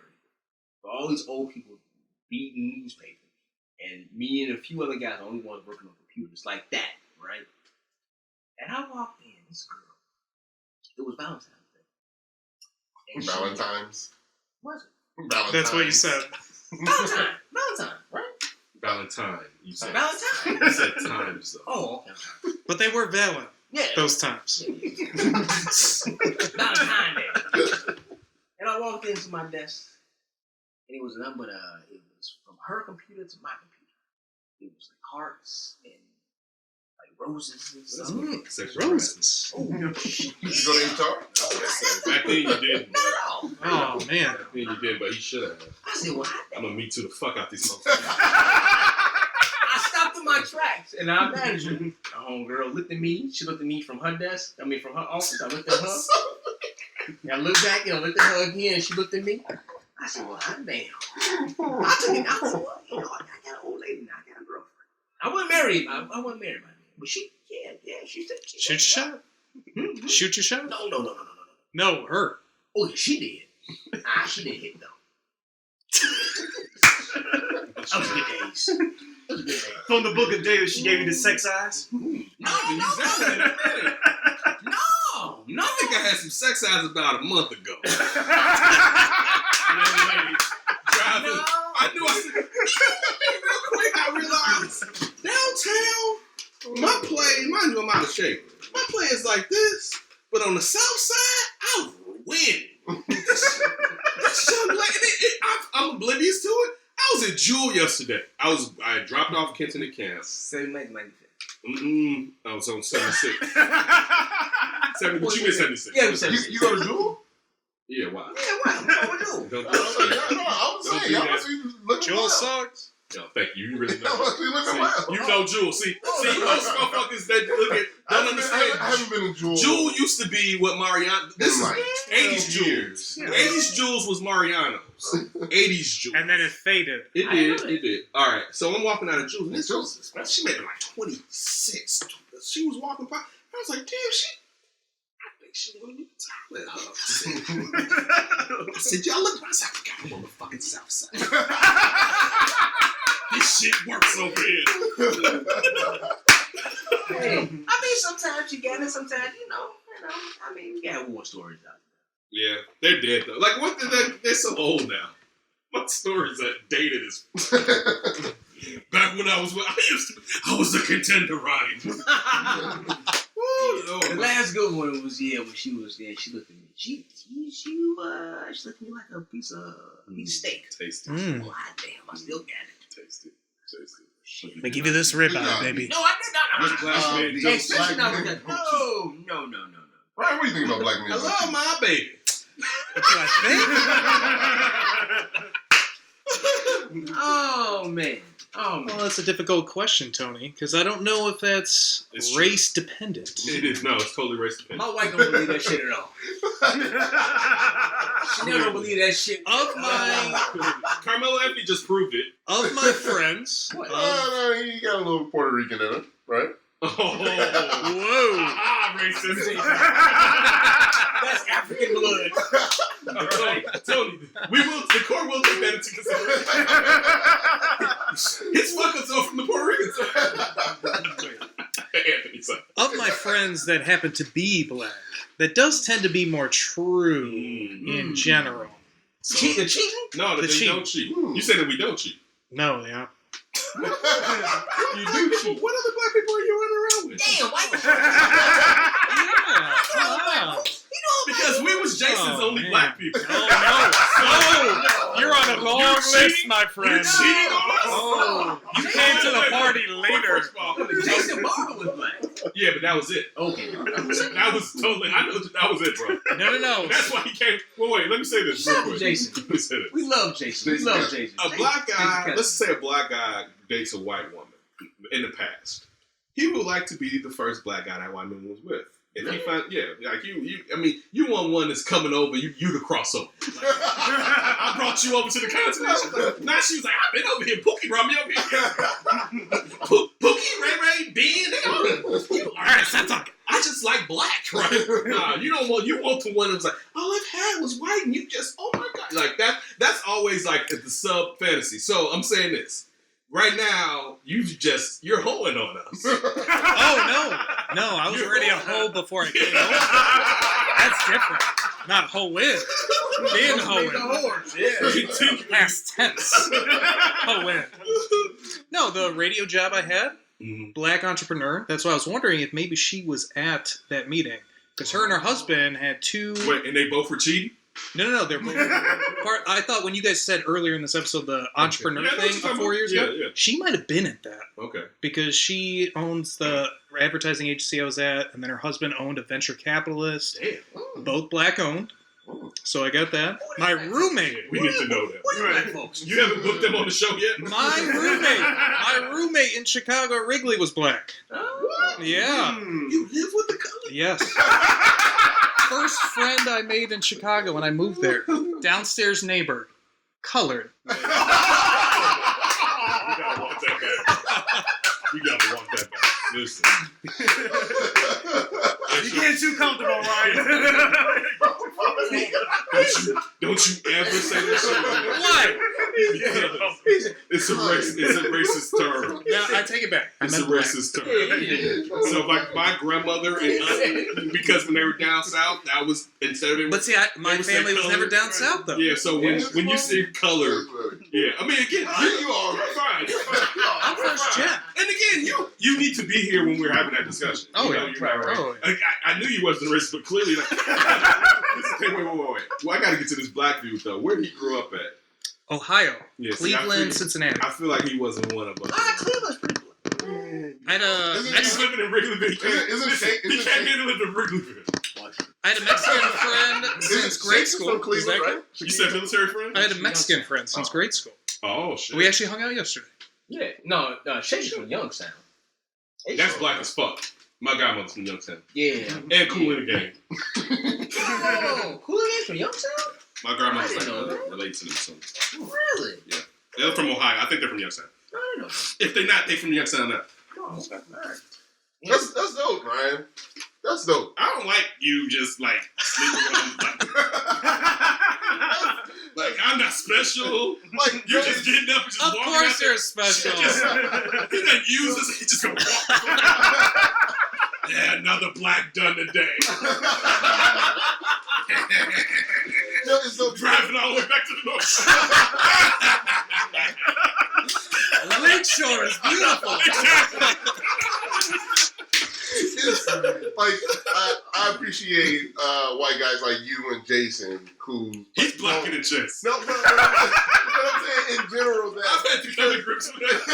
Because again, that's me stereotype. And I had to realize, I was like, wait, Ryan isn't Jason, right? Do you know Jason? Yeah, I think we at IMS a couple times, right? Because I feel like y'all should do like a beat it style knife fight. How about they maybe do like a show together, not stab each other? They're breakdance fighting. Street fight, white versus right. because like I went when I moved from the city to Burbank and I transferred high schools to, it's like they never talked to or had any experience with a black person. Wow, before. you were really about to say that, huh? It was. I swear you about to say that. It was so weird. Oh no! That was a full They didn't know no. I swear. That was like, your beard even knew that was Ryan was like, goddamn. Is he gonna do it? He's gonna do it. Shield your ears. Once he said, I'm gonna say it like color. It's okay. It's okay. And it's dope that you've had experiences with other people, and then you have a understanding, at least in part about how we grew up and stuff like that. It's just dope because other people they either didn't grow up with it or choose not to experience it, which is like weird. Yeah, fuck him. No, that's real, Tony. There's a lot of people. Like in my high school, I think we had maybe 2 or 3 black people like the entire 4 years I was there. Damn. And there is a lot of people that, Didn't fuck with him. yeah, exactly. You And see would have that just in the flat workplace. out not. You see, I come across people that clearly I know have limited interaction with black people. In my old age, I don't have time to be your new black. Yeah. Is that how we gonna rock? Let's rock. I don't have time to. I am not here as the trial black. You don't want to be the drug. Yeah, I'm not the marijuana black.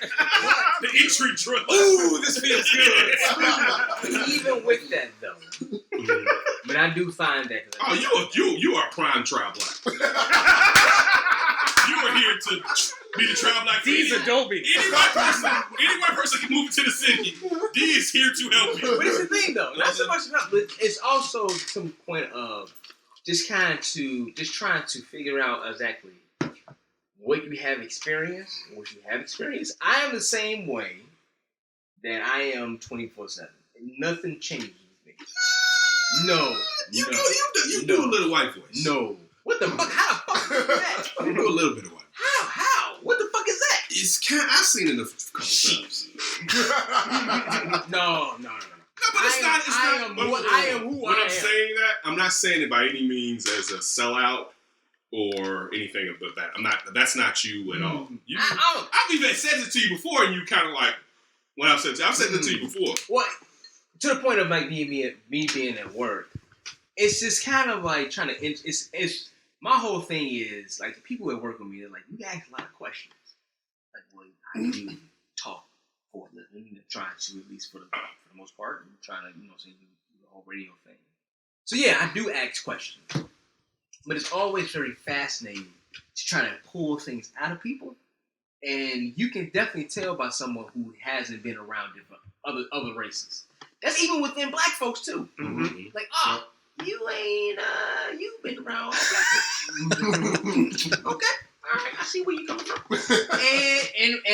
and vice versa. So I find it kind of fun to kind of like sit and pick at people. Mm-hmm. Like, I'm gonna bring something out of your ass. I know you got something in you. I don't know what it is. Racism. I'm gonna find it. Like, oh yeah, you remember that BBD song? Say Poison. Look at him. I see America. I see America. You don't know that? You don't know BBD? How about this Mary J. Blige? Say them motherfuckers is young as fuck though, dude.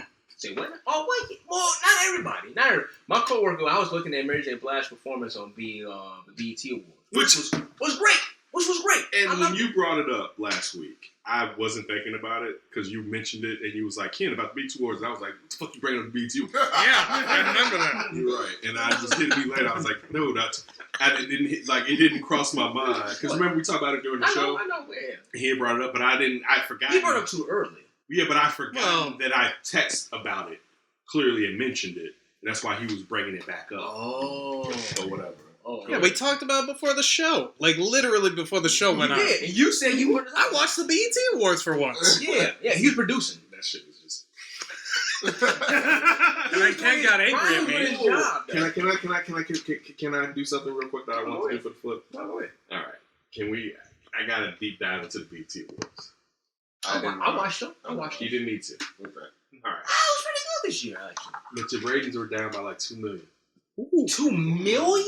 Yeah. Nicki Minaj went out this week and she dissed it. Talking about it because Nicki Minaj. I'm not just that's the point. I'm bringing up just the numbers. I think it was an act of God that 2 million didn't watch it. Why? It's BET. Because black folks should watch it. All right. If you're a Nipsey Hussle fan, I'm not the biggest Nipsey Hussle fan. I am. I know you are. Yeah. You put me on to him, actually. You probably. It was one of those times where it's like, oh, you talking about black shit? It's kind of like, we could have left that in the house. They had a blue carpet.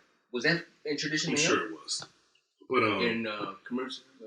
Yeah, because we gangbang all day. Yeah. But so it was funny. I was listening to the radio. One of the hosts was talking about. What station? I'm not gonna. It's probably GCI. I'm not gonna go into it. But man, that Nipsey Hussle part got a little different. So Nipsey Hussle's mother started because since this has happened, she's kind of showing aspects of her spiritual side. He's been dead for about 6 months now. At least 6, right? It's about 4, maybe. Probably 4. I said it's been closer to 4. No, I've been back. It's been closer to 4. I was back when that happened. I came back in February. Yeah, that's what I'm saying. It's been closer to 4. But no, I get what you're saying because time flies.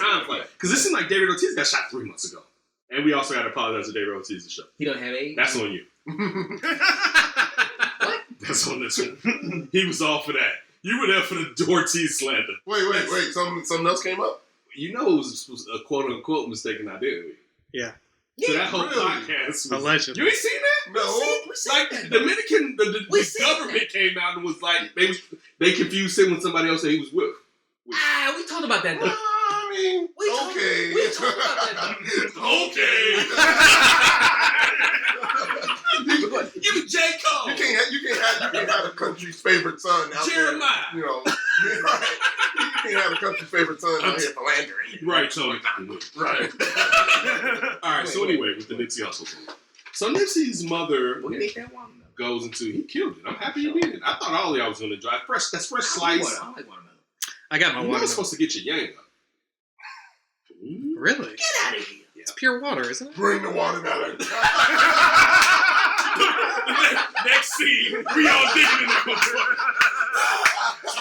Those are the skits we have to start doing. That's the next level. When we start doing that shit, motherfuckers just get your dick right. That's mine.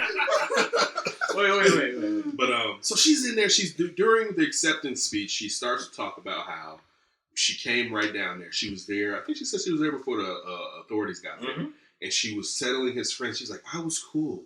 I'm actually talking in the voice. I was fine.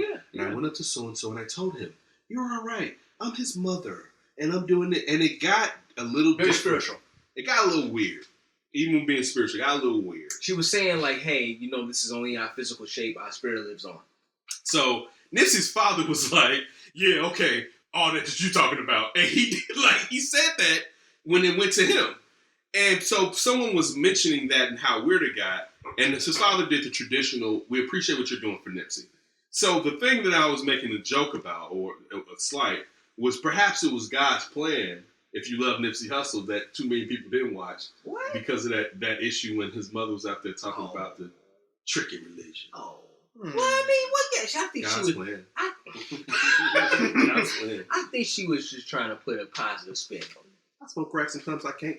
Hey, you say that about that lady. I'm not saying she smoked crack. Oh, okay. No, his parents met at the Century Club. It was just like Hustle and Bug. What the fuck is that? What? No, I mean, I enjoy. Damn, y'all don't enjoy enough Nipsey. I didn't listen to him like that. I didn't. I didn't listen to him like that. A lot of people's like that. It's a good person to follow if you didn't listen to the music just because of how it's structured. Hey, let me ask y'all this. I got into a little bit of a debate with my guys. And I sent the link of Lil Dicky's. Oh, that freestyle. Yeah. I said, well, listen, he's good at what he do. I thought, I got They disrespect you a little Dicky? Oh. He's like, first off, motherfucker, you like Justin Timberlake. I like his second album. His second album is fabulous to me. Which one is the second album? Oh, yeah. Future, wait, which one? Future Crazy Love. Future. Was that Summer Love on that? Yeah, because the first one was the one. Senorita and all that kind of shit. The second one was the shit. Yeah, the second one was great. Fuck anybody that said something different. Thank you. At least, no, let me think about it. The second one, he had about 3 fucking jams on that bitch. That second album was Summer Love great. Rung out for about 5 years. I think it was Summer Love. Summer Love rung out about 5 years. Summer Love. Yeah, Summer Love was, me and Africa used to pull up in the Hunters. Dun, dun, dun, Summer Love was shit. But no, I threw out. Drake didn't teach you about Justin Timberlake? I hate Justin Timberlake. I hate him. No. I hate Justin Timberlake. No. The only time I liked him, NSYNC. Whoa. So when he got black, he started. What the hell is he doing? And then he got colored. No. What is this cultural appropriation? I was just going to say that. I threw out a link, and my guys was Aquarius. He was like, man, that shit was corny. Lil Dicky. That's his whole bit. Yeah, that's the bit. I know, but he's good at the bit. But he's good at the bit. Fucking the song he did was the cartoon song he did with Snoop years back was hilarious. The one where he died, like he's old using he's like, yeah, I'm old, and he's fucking his wife, and he's like, these are all like 3-4 years old. And then to be honest with you, I know people put it but dissed him because the Chris Brown thing. That Chris Brown shit was funny. That was funny. For the character that he does, and he does hip hop the way he should do hip hop. Mm-hmm. He's himself doing hip hop, and there is some skill to what he's doing. Yeah. If you want to say, all right, I'm going to put out like either an EP or a mixtape where I'm working with like Alchemist or Madlib or something, and actually just raps, I think people are like, oh, he's good. Yeah. Like, no. He's good at saying words and rapping words, but it's just the style that he's doing it. He's not taking it as seriously as you like your hip hop. He's being honest to himself. Right. Because he doesn't want people to say, you just said cultural appropriation. I mean, that's a slippery slope to say if you're entering hip hop in general, it's cultural appropriation. But he's actually doing it in a way, it's like, I enjoy this form, but let me tell you from how I lived. Right. Instead of someone trying to be like him rapping about shooting a motherfucker. I wrote it like, then we'd be like, this motherfucker right here. True. Although I did listen to Freddie Gibbs and Madlib albums. I haven't yet. That's nice. You like it? Okay. I thought you was about to say Slim. Yeah. But I'm not I'm never gonna be a Freddie Gibbs guy. No, why not? I don't like Freddie Gibbs like that. Really? You don't like Gary in there? Yeah, I I don't think that's. I like him with Currency. Y'all know I love Currency. I know you do. And I just like the producers that Freddie works with. So that's how I listen to. But that's not the first time they worked together. Madlib? Yeah, no, that's what I'm saying. But It's the first time they like 4 hours. I really like this album. I haven't It's really listened to it. And it's really good. No, but I like both of them. And I've listened to their past works.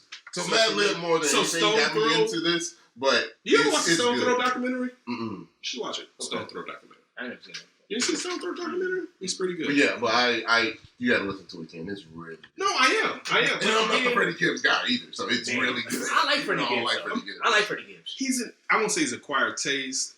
I mean, He's acquired. Yeah, but Really? yeah, in a way. But I feel like if you from Chicago, because Gary is Chicago, so that, and then I also, again, to a certain, I like the character of Freddie Gibbs. Mm-hmm. So that when if I'm already kind of digging your raps, but then I like your character, like that was the one of the thing with Nip. Like I remember when Nipsey, I was like, who's this Snoop wanting to be motherfucker, right? Like I forget the song. Yeah. This was like years ago. He was in the gold wing with the Crenshaw shirt on, and it was like the dun dun dun, and I was like, it was still cool. And then when I came back and I heard about the self-awareness and improvement, and the thing, and I'll say this before I'll forget it. I feel like I remember people that slept on Jeezy when he first came out. And even let's go to the second album. Yeah. Because he's not the biggest. He's not the biggest Jeezy person. I'm not. But that's not just him. Nope. It's not him. There's a lot of people that don't like Jeezy. Especially people that come from hip hop before that time. Because that's your era of hip hop.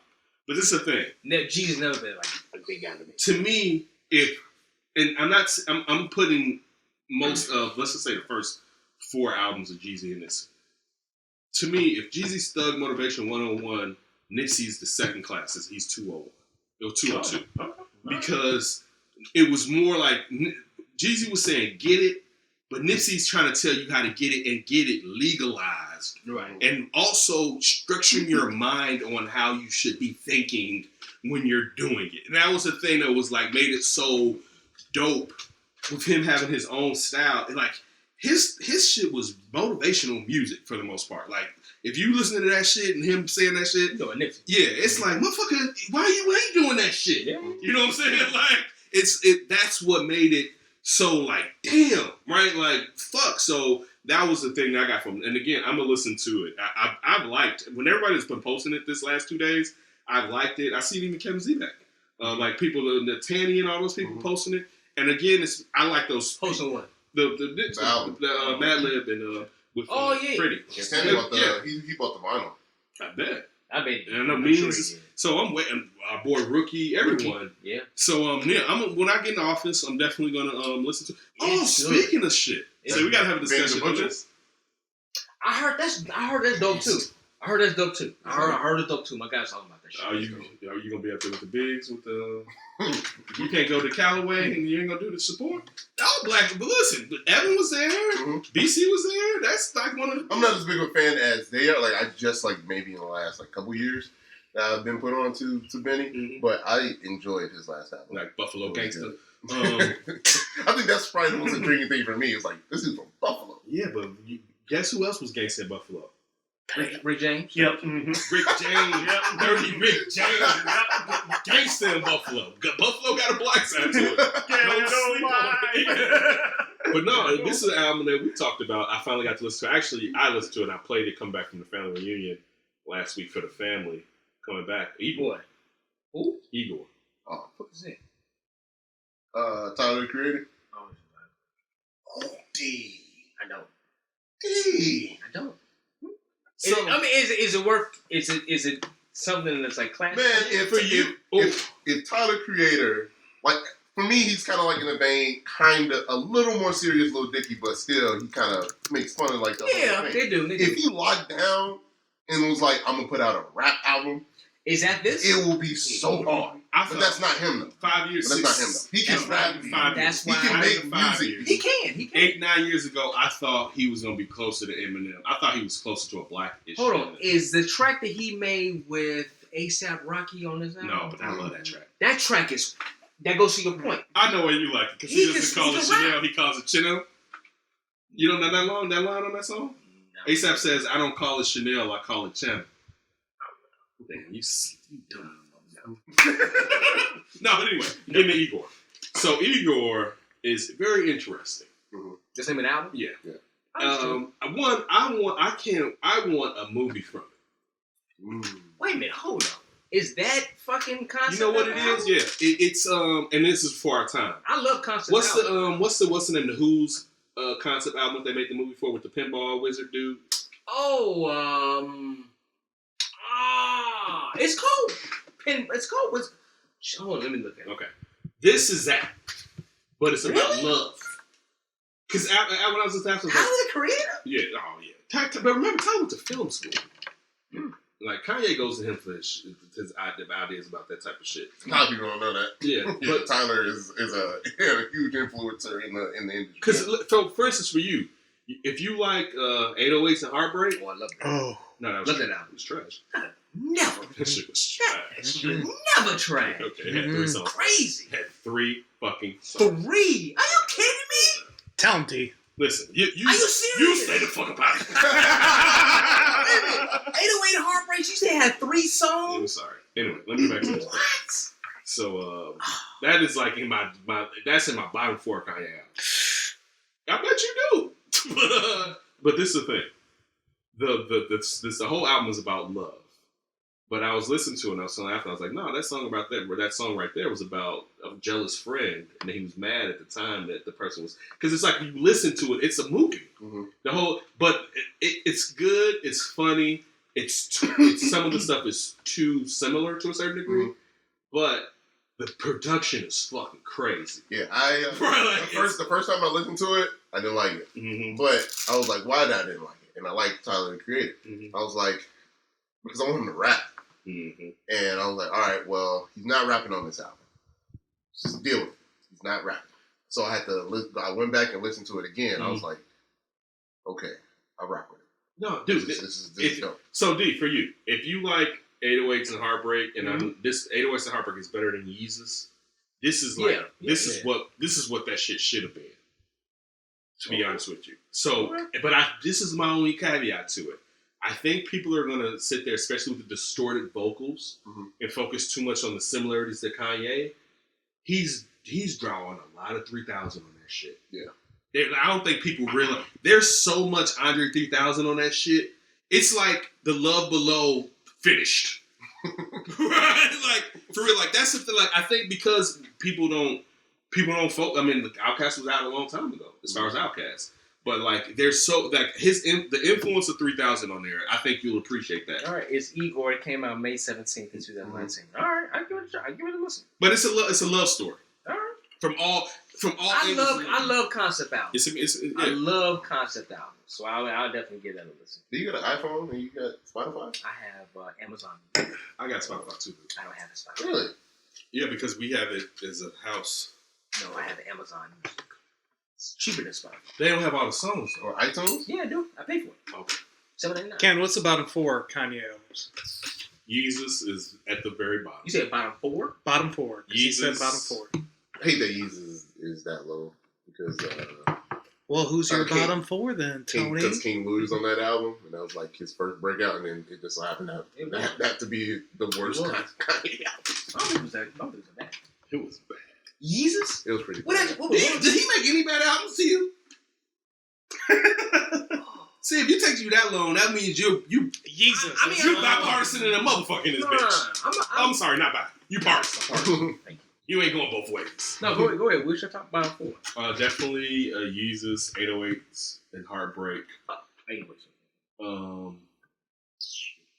Probably, He's only had like 7 albums. This last The last one is this last the last one Which is one? between 808s and Heartbreak and Yeezus. Yay. Yeah, this last one. I thought Pablo was decent straight. Pablo was I good. love Pablo. Pablo was good.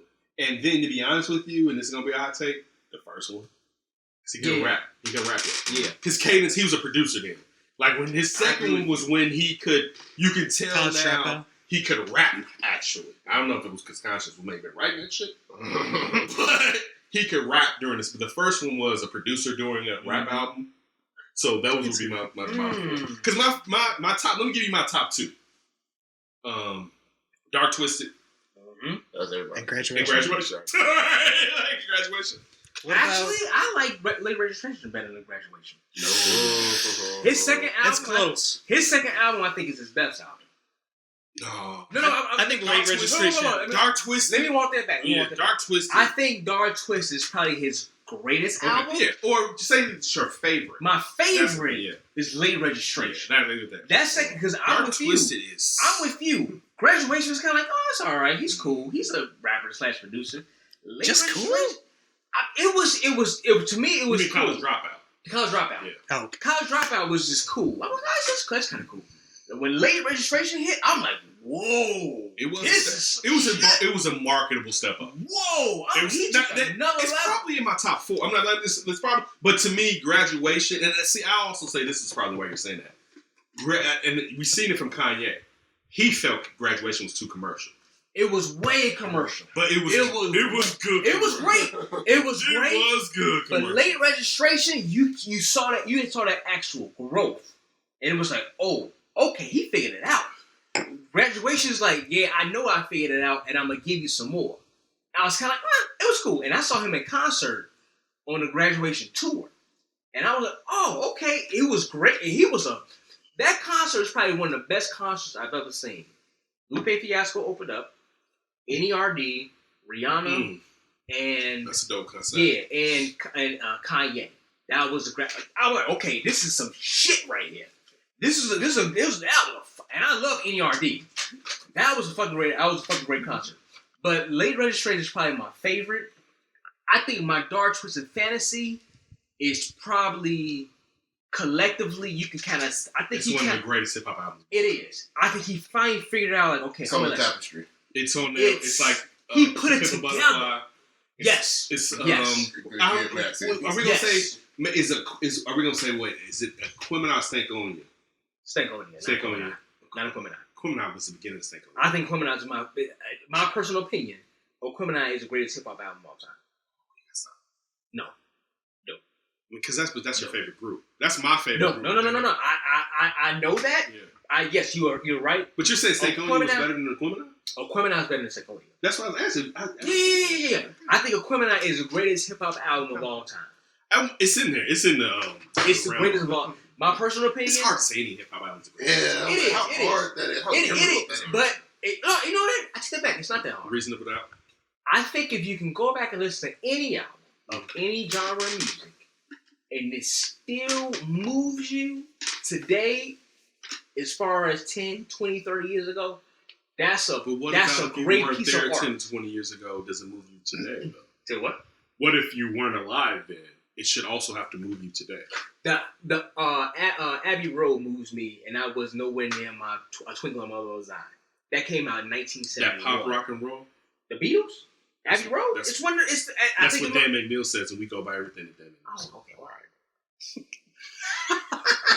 But listen, I think if it's an album that moves you at any point in time, it's one of the greatest albums like of all time. Like Troy? Don't sleep on Patrick Troy. I'm just asking. Ooh, shit.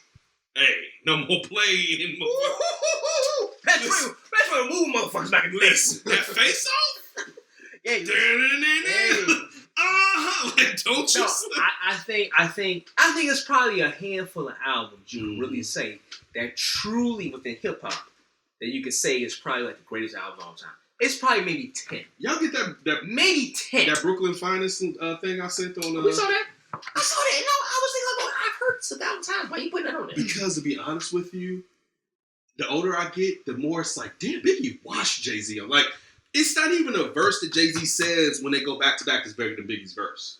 Like Jay-Z is like doing. Jay-Z, of course, he's not doing Cat in the Hat raps, but no, he was not. The visionary, the vision that when we talk about the vision, like Biggie's like, yeah, speak a croak on the floor, make a crack. Like it's like That came out in 96. That was 96. That's before Reasonable Doubt came out. Right.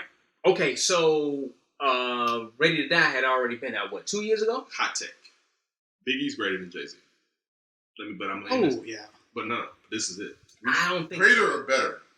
Greater. Greater, I'll give. Greater is not better. It's not better, though. Okay, both.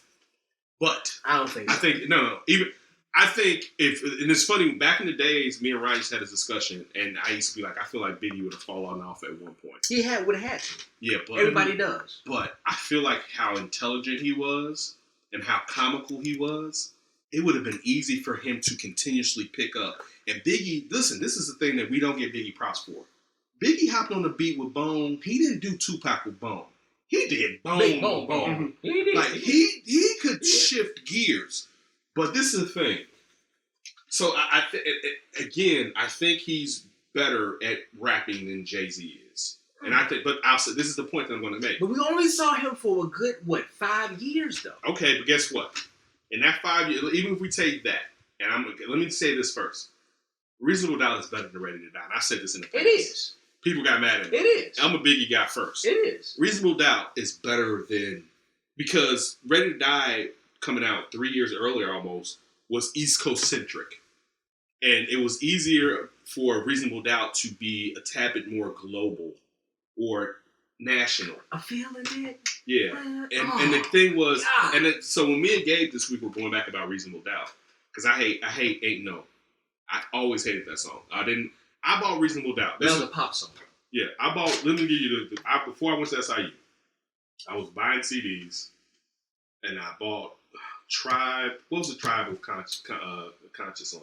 The one with Faith Evans. You know, stress out. Beat Rhymes and Yes. Theories. I bought that. I bought Reasonable Doubt, and I bought something else.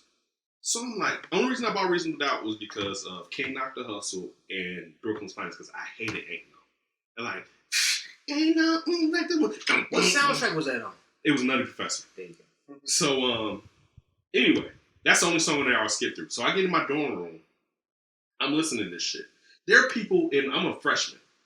There are juniors that didn't have Jay-Z and would borrow it from me. And the only person I knew that bought Jay-Z was my ex-girlfriend. We just broke up before I went to college. And I was talking to her one day. I was like, man, I got this shit. I swear to God. And I was like, man, I got this Jay-Z. She's like, I bought that Jay-Z too or whatever. She was the first person. You can ask Ron. Nobody had Reasonable Doubt because he hadn't put out Ain't No was the single and nobody was going to cop it off of Ain't No. I bought Reasonable Doubt when I bought Volume 1. See? And that's not, and when you're saying. That was 3 or 4 years later. But that's key in on what he said because this is something that's going to be missing on Jay-Z discussion. Jay-Z at that point was like the blue chip prospect that you were waiting to give you the performance, to give you the correct evaluation of them being the blue chip prospect. Because remember, I like that. Remember, Diddy fucked up the second album. Yeah, he did. Oh, the second album, you kind of look back and look at it, listen to it, it's like, okay, that's probably a decent album. That's DB&D. We don't go for decent albums. No. It was a decent album. Yeah. It was. But because he went with Diddy because first when Sunshine, Volume 1 came out. Yeah, when Volume 1 came out, I was like, what the fuck is this shit? Crazy part. So the same ex-girlfriend calls me. She went to North Carolina A&T. Calls me one day and is like, hey, I need you to hear this shit. What the fuck is it? She plays to me the first time I hear her in her life. Oh, yeah. Because that's going to your point. Yeah. That's when it solidified him. People's like, oh, that motherfucker, especially we're in Chicago. Yeah. That New York motherfucker they've been saying, and Biggie and Pac are dead. He is Steffi Groff without the goddamn Grand Slams. We like, are you gonna do it, Steffi? Yeah. And so, and I hear, I'm like, God damn. Yeah. Right? Yeah. So, because that's not true. Most people slept on Reasonable Doubt. Like, I had that shit in 96 in the summertime, and I didn't even get that. I got that shit because I'm buying shit. This is the thing, though. Even with listening to Volume 1, and Reasonable Doubt is like light years still better, but the pop aspect of it is what got Reasonable Doubt to going. Because I remember I went to NIU for a college trip, like my senior year, and it was like, oh yeah, this is Jay-Z. And it was like all the hit tracks was kind of about him. I'm like, oh, that's cool. All right. I said, all right, I'm kind of digging this. I said, well, let me it's kind of going back to what we always get you on. Let me go back and listen to this old shit again. Because I kind of heard of it, Rap City and shit like that. Like, oh, let me go back. And I finally got Reasonable Doubt. Do your shit. I was like, what the fuck was I missing? Before you jump in. It's not you. What the fuck was I missing? I knew hip hop heads that they used to cop art from. That's how. Look, first time I got my fucking Helter Skelter, I traded somebody Reasonable Doubt to get Helter Skelter, right? And that's how I found out about Mark Price, right? Yeah, that's the first time I got Helter Skelter because I traded somebody that shit. He's like, God damn, what the fuck is this shit? Yeah. You know, because you wouldn't have known, especially back then. Nobody was going through that. There weren't a lot of pop tracks on there. So listen to him like, what the fuck is this? And going through it through regret. And remember, he set the album up, quote unquote, as it was supposed to be a standalone piece. He was going to do that, and he wasn't going to be in the industry or anything like that. But pound for pound, man, for a debut album, man, they didn't. I mean, and again, I put Biggie on top. And again, I'm doing that, and by no disrespect to the genius, the great person that Jay-Z is as a businessman and his acumen or whatever. Because as far as he's the greatest hip hop star of all time. He's the greatest hip hop star of all time. More than LL? Yeah, because LL's never been the big. LL never ran Def Jam, and he should have. Like he never showed us the way. Like Jay-Z, and it may have been initially, because I remember when Jay-Z used to tell me, "Don't fuck him long and just get him suck your dick." And I'd be like, "Nah," I was like, "Nah, Jay, I like to fuck him long. I like all that other shit, but I'ma fuck him." Oh, you think? The great LL is in a. When you're not wrong by bringing him up, LL and I add LL to Snoop because LL is the first hip hop star to show us that hip hop isn't a fad. He showed us that a person can come in from early '80s, and because he was a battle rapper, his flow didn't age as a lot of old rappers did from the '80s. So he's that. He's one of the greats. I'm not even saying, but as far as importance to the game and to still relevancy, because even if we use Kanye in this, let's be really honest. Kanye's relevant today because his family, his wife, and what he's done in the past, and because he's so big, we pay attention to his hot takes. He's really not relevant. Ooh, I would not say that. His music has made a huge impact. No. I said today. That's not what I'm saying. I'm talking about relevancy today. But how do you get not to based relevancy? off of what? Not Your based off. past gets you your past achievements get you to the relevancy. Good point. Today. But this is what I'm saying. But also the continuance of what you do today to your relevance is what I'm adding. So with Jay-Z still showing us business-wise and also speaking on his business and going to it and how he does different stuff or whatever, it adds to his relevance. Kanye's relevance is only based off of Kanye trying to get us to pay attention to him. So that's why, and I'm saying that when I'm talking about the totality, I'm talking about the business. Like everything when you look at what, even with that deal when they came in, when they were with Priority going to Def Jam and getting 50%. Yeah. Like with just the everything when you look at it, he's a billionaire. Like when you say Diddy's a billionaire, that's cool, but Diddy's not an MC. No. You know what I'm saying? Like that's cool and shit. Diddy's a billionaire. But Diddy does so much other stuff. Yeah, but when we're talking about hip hop, MC, we're talking about people that you this is what you did. Is Drake is he going to be up there? Does he have the trajectory to surpass Jay as the biggest hip hop star? He's the biggest hip hop star right now. I don't know if there's a problem. Jay-Z still has, and it's kind of, this is going to be cliche for me to say, he still has an underground appeal to him to a certain extent. Jigga? Yeah, former drug dealer. It did all of this. Does it kind of blend with the OG-ness of him? Almost? Yeah. It does. Yeah. He also benefits from not sharing. Where now on social media, sharing parts of their lives, he still has that moment of secrecy about him, which is dope. I disagree with you on this point. Now, when you say on social media not sharing, I agree. When a man like Jay-Z, who's secretive, comes out and his wife puts out a Lemonade album about him cheating, and then he puts out 444 about him cheating, how dumb it was, he's revealing a lot. No. Because black men don't cheat. So when a man is giving you that information, in the music is different. But I mean, daily visuals of what he's doing in life. He's more open to be honest. That's why, because that's what you're not supposed to do. Right, that's what I'm saying. but in terms of keeping his day-to-day life to himself. I think that's Can I ask you a dope. question though? And then going on with that, how many CEOs and presidents of company really have time to be doing that? Like that's what I'm saying. And like, so I'm taking him out of just hip hop. I'm talking about look at what this dude has done. And again, if you're somebody that was in Brooklyn and was displaced because of the Nets moving there, by no means am I saying that Jay-Z isn't flawed. Because Jay-Z told, like Jay-Z be like, Jay-Z did that, so you wouldn't do that. Nah, motherfucker, you made that shit look cool. You did. Like, there's flaws to this. And I brought up the sexual thing. But even with, because with anybody, there's something that you can subtract from them. Even with that, look at everything that he's done. And to be still relevant from a dude that started rapping in 93, didn't have his debut in 96, D is a hip-hop guy. This is a real thing. D is a hip-hop guy. I'll get on D if it's like, nah, motherfucker. D a hip-hop guy and gave you the common, real hip-hop fans introduction into Jay-Z. Even after he put out a classic album, motherfuckers didn't know to his third album. And that's just facts. Yeah. That it was classic. And that's not D. That's 80% of, probably 85% of motherfuckers. I mean, I remember seeing... Now, if you didn't grow up in New York. Right. I remember seeing Came Out the Hustle on Rap City. I remember seeing definitely Ain't No going... and also, too, what was the joint he had with... am I thinking about Ain't No?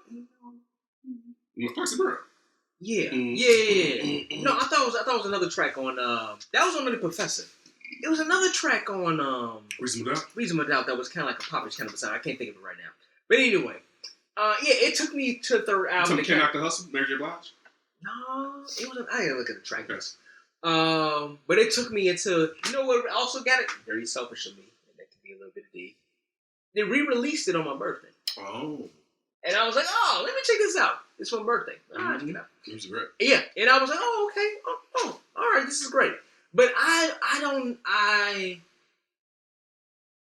look at an LL and I look at how he has impacted hip hop on just a pop scale. What's the last great album he did? Ooh, probably Mr. Smith. Clink. When was the last? You get that Wait a minute. But you got on me when I said that 444 was still hitting on the street and motherfuckers was checking on it. No, see the thing with 444, it was. Because what was the last great Jay-Z album? See, you used to get on me when I used to be like, Kingdom Come wasn't on. I don't think Kingdom Come wasn't. I told you that I don't think Jay-Z's been putting out great albums. It's been a minute. Years, and It's we used to have that minute. debate. Yeah. And he was like, I was like, no. This is my thing with 444. I think 444 is very good. It's but I don't damn think, good album. I don't think its replayability is there. See, that's the with that problem with that Tyler joint. That's why I disagree with the problem with that Tyler joint. If you're not in the mood for that, Igor, it ain't like if you ain't in your feelings to a certain degree. Yeah, that's why I didn't like it the first You're time. not gonna keep replaying that shit. Oh, so Igor is about love and stuff. That's Right? what I'm saying. Oh, so wait a minute. Are you trying to say you was not in about whole love thing right now? Are you trying to tell us something? No, I said before I was expecting him to rap. He's not rapping on this album. I thought you were trying to tell us you was like in love for a second and he wasn't in love. No, that's not gonna go. I have to ask the group a question. I really want to know. On the record, so I want this. Around the room. Desert Island, 3 hip-hop albums. You can keep R&B in there, but I'd like to try to keep this to hip-hop. But you get 3 hip-hop albums. I'm not taking any. Aquemini? What do you mean you're not taking it? What? I wanted that shit on the Desert Island. Man. Well, you want to hear about some love or something? You can't get no Man, don't take the Desert Island so seriously. Honest with you. Okay, let me reword this. As a white man that doesn't know hip-hop as much and would like to get familiar with some great albums from different generations, what would be your top 3? Aquemini. Is that better? Is that better? Aquemini. Great. Much better. Aquemini. I'm trying to get the fuck off that island. That's true. Like, worried about That's definitely a true. book? What, all that Islands, shit? you're taking the island too literally here. Like, Aquemini. If I need to really get I need to chop down some trees and build something. You're taking 3 with you. Straight out of Compton. it's too hard. I want to bring something that's current that I listen to, and the only album that I listen to is current. Like on an album, not mixtape, album. It's fucking I was listening to it. Fucking not Big Crit. What the fuck? Why am I? Oh, Travis Scott. Astro World. Really good album. Those are probably the top 3. I love I only that got one. Astro World. I'm adding this to. This is an album that should be always included into your hip hop introduction. So, because I don't have 3, but this one should be included. What? Growing up, he was at one point the king. I loved him. He was my favorite back then. Rakim? Nope, I was different from that. Charisma. Nope, I was different from that. Now let's play a game because you're gonna get it. No. You tell me. It wasn't that. So who else? I was gonna say Run DMC, but you said a person. It's not Run DMC. Gucci Rap? Even though, no, not this. Whoa. Not this. No. one. I just asked Kimba intends to sign him with the Boston Celtics. Well, that's what everybody does. Because Mike shouldn't have signed him. Kimba Walker is heading to the Boston Celtics. We're gonna wrap the show up. Let's do that at the end. Yeah. Misadventures of Slick Rick. Oh, yes. I told you I saw Slick Rick live. At the Aragon Ballroom. Misadventures of Slick Rick. Yeah. And the funny thing too. Yeah. When Wait, it comes who to sings that? Huh? Who sings that? Slick Rick. Okay. Just want to make He sure doesn't- it's he raps not it a... though. He What raps did you it. just say? Who sings it? He doesn't know who Slick Rick is. Who plays the guitar? Again, Who plays white the bass? people, we sing. We sing out in the All suburbs. right. So, and the crazy thing is this: you can hear the influence to today when you listen to Kendrick. He does this. You listen to Eminem. Slick Rick is one Big of the time first Eminem. people to do the split personalities. Yeah. He had MC Ricky D. Like, he was one of the first. So when you listen to them and hear Eminem do it and you hear Kendrick do it, he's really one of the first rappers to do that. The Misadventures of Slick Rick, in the hundreds, after to tell you this, I start playing that shit. Oh, really not in the hundreds, even here out east. I start playing that shit back again in like 99, 2000. I had it hoods in both hoods rocking and playing that shit again. Yeah. So when I was a young kid, Slick Rick was at one point my favorite rapper, period. Hey, Slick Rick is one of the greatest rappers of all time. Ken, I'm guessing that's the only album you're taking? I'm only doing one. Because I think Okay. You only taking the Mississippi? I'm not taking any hip hop with me. He just said we're not doing the island thing anymore. Because if I do, I'm trying to give you different ways I'm gonna be honest with you. to look at it. When to I'm give on me that things. island, I'm gonna be playing some shit that's making me feel good. So it may be like some. Listen, I'm sorry. I'm not Marvin Gaye, Isley Brothers. Nah, some of that Marvin Gaye too serious when I get on that. All right, what 3 are you taking on Jonesing the for island? Love. What are you taking on the island? I need I'm taking maybe, and it's only for like 3 songs. Some Prince. The greatest hit of Oasis. The greatest hit of my! Dog, I can't get Champagne Supernova in this bitch. I can't get Champagne Supernova in this You're bitch. telling me you want an album for 3 songs? No, but dude, I have to be happy. I don't That's need, what I'm saying. It can Yeah, be but any music. That's not, wait, most, Hip hop doesn't make you happy? no, not a whole album. Give me, for instance, our favorite rappers. Really? Our favorite rappers, right? Yeah. How many, and again, Outkast could be slightly different even though they touch on serious topics. Especially in the era we grew up in. Most of them did put out an entire album of happiness. So I don't need to be upset on this island when I may lose my Police. Ain't no police around. I'm on an island with no police and I'm thinking about fuck the police. And I need to be thinking about get the fuck up off this motherfucking island. So I'm just saying when you tell me that, I'm thinking about what I need to get the fuck out of my situation. I need motivation. So actually, it's gonna be some Nipsey Hussle in that bitch. Nipsey gonna be like, what the fuck is she doing? I'll be like, I need an album, sir. Yeah. for me, Nipsey would be it's That last song was... no, it's not Victory Lap. It's from 3 to 4 years ago. Favorite Nipsey album. Yeah, it's the one from it's the one that DJ Drama Nipsey album. Oh, that was an album. That's the one. That's my. Even though I love Victory That was Lap, a good album. that's my one. Well, that's my one. My 3 To Pimp a Butterfly. Ooh, that's hard. That's hard. It's a good one. Illmatic. Really, Tony? Yeah. You don't know about him.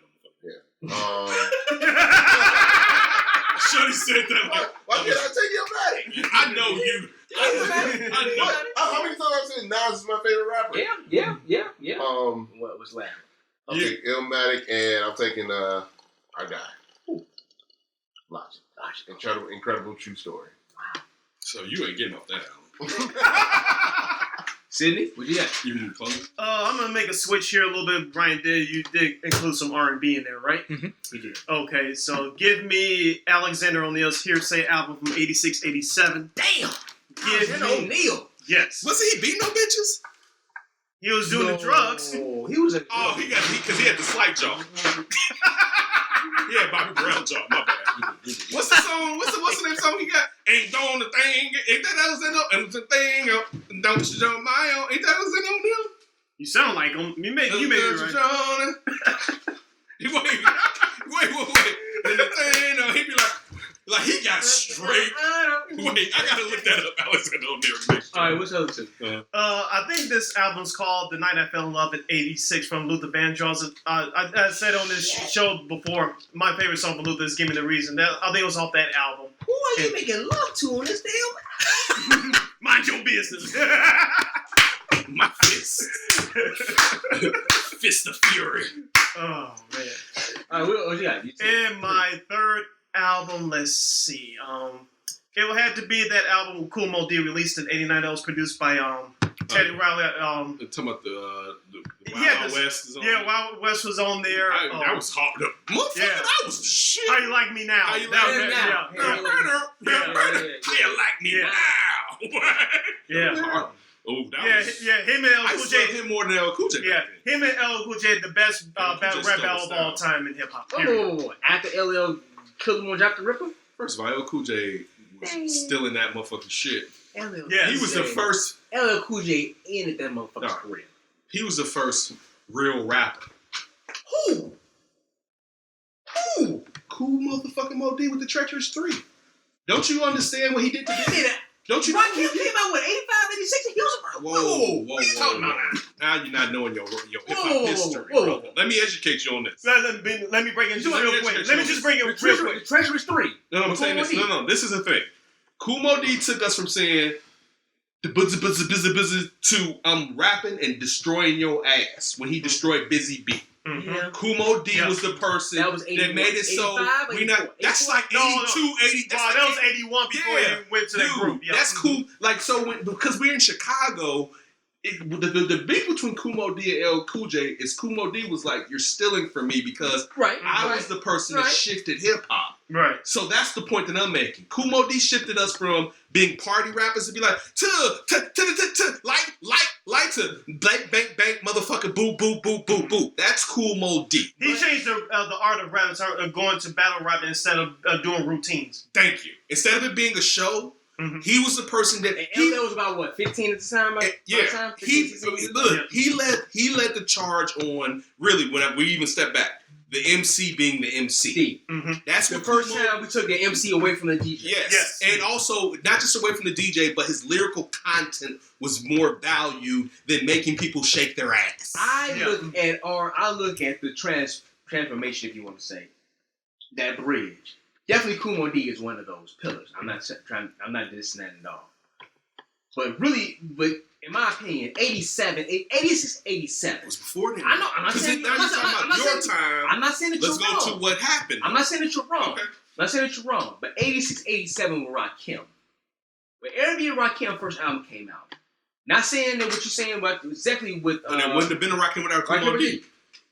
that transition, when Rakim first hit, a lot of people point to that I'm not even arguing with that, but really, it's as being the first MC to kind of like, okay, that's the breakage but of because the party we're shit. in Chicago and we're not To break from New York. New York. That's true. But even in New York, because people look at the times where things were You bigger. said what? 81? That dog. The Treacherous thing, man. We didn't grow up with no fucking Treacherous No, we 3. didn't. We knew Kool Moe Dee. We gonna come with Treacherous 3 was before us. Yeah. We didn't know Treacherous 3 till Jermaine O'Neal damn near brought them back out in the 90s. Yeah. We didn't know Treacherous 3. Yeah.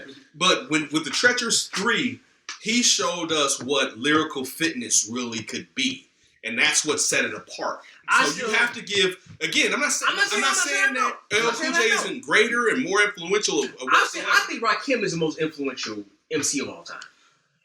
Rakim and KRS One, I think, to me, in my personal opinion, I would probably MCs go of all with, time. I could slightly go with KRS a little bit, but I'll say this.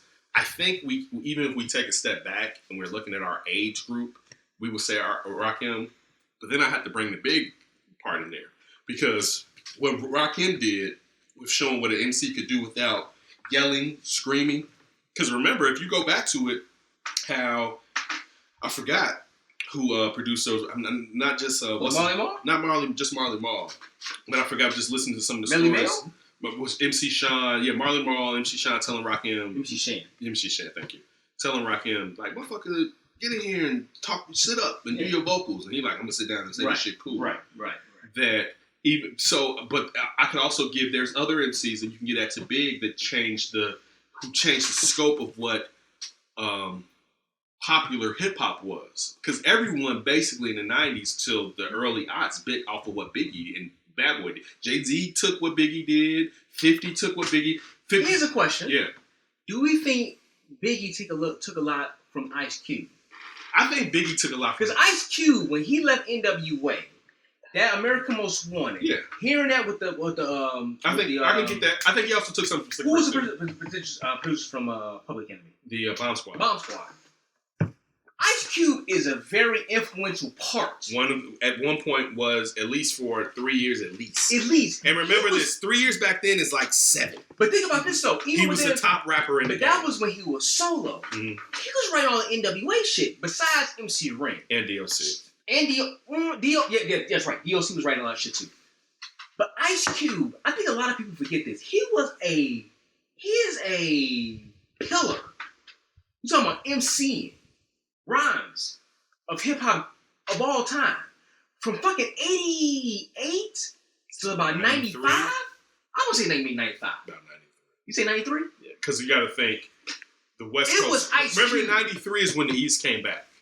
You got Wu-Tang and Nas. Yeah, that's true. That's true. Yeah, about 93. Yeah, you about 93. Because that's like around Deficit. Deficit came out about 92, 93. Right. That's when that meant. So you got America's most Triple K. Ice Cube had 3 albums during the reign, which is a lot back then. America's Most Wanted, The Predator, and Lethal Injection. Where he was arguably the greatest. He was number 1 in hip hop. And back then, he was from the West. That means a whole. And that's when, at the same time, though, we talking about 88 to 93. That's like a good portion of Rakim, a good portion of KRS One. See, I don't a put good Rakim, portion of LL. I don't put Rakim in that one. Still Slick Rick. I feel like Rakim is from the golden era, and this is why I always get on you about the golden era. Rakim and KRS One are the kings, and I'm a Slick Rick person. Yeah, they're the kings of the golden era. Right, and we try to keep extending the golden era into the 90s.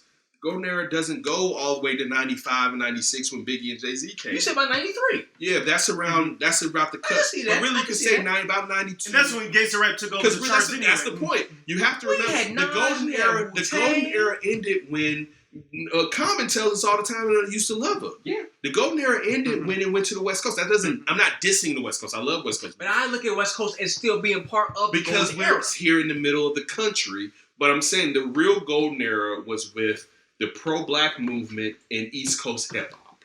That was the real golden. That's what it was. But really, and we kept trying to widen it for our own But listen, as I said to you, Ryan, why I would say Straight Outta Compton. Although yes, it is gangsta rap. That is also one of the most pro-black albums you ever want to fucking hear. Facts. It is. Especially when they talking about you can shoot a motherfucker. That's true. Because you can't motherfucking get a revolution by motherfucking being all peaceful 24/7. And that barely got any radio play. But also too, great. But think about also too with Ronald Reagan being out there, the governor of California, and the only reason why they put restriction on guns because the Black Panther was out there doing guns. That's the era of them coming up. That's what they spit. That's what they rhymed about. I look at Ice. That's who wrote it. I look at Ice. That's who. Wait. What? Let's take back. What? Because I'm not dissing that. What? But NWA shit wasn't necessarily no. I ain't saying it was Big Old Planet. That shit was about what? How big's my dick? That was later. Well, that's when after Cube left. Part of you being. But I'm just saying that was the second album. But again, I'm not dissing it because people. The fact that you're making a lot of people make about Public Enemy and saying that. Give me two. Yes, what you mean? Going along with what you're saying, but saying that actually NWA was even more black because of the fucking aspect to them compared to it. But it's different out there in California. But in saying that, they didn't necessarily accentuate the aspects of the North Cal, Oakland, Black. No, they was in LA. No, but you said that they were coming from the Black Panthers movement. And I said California with Ronald Reagan. Outside of Cube, they weren't necessarily really accentuating those aspects. And really, with Cube, Cube didn't accentuate him as much until he got away from NWA. True. When he started to really accentuate. But with even within Shroud of Compton, with NWA and the Posse, those albums, you can hear that influence of that pro-black movement from Ice Cube and Ren as well.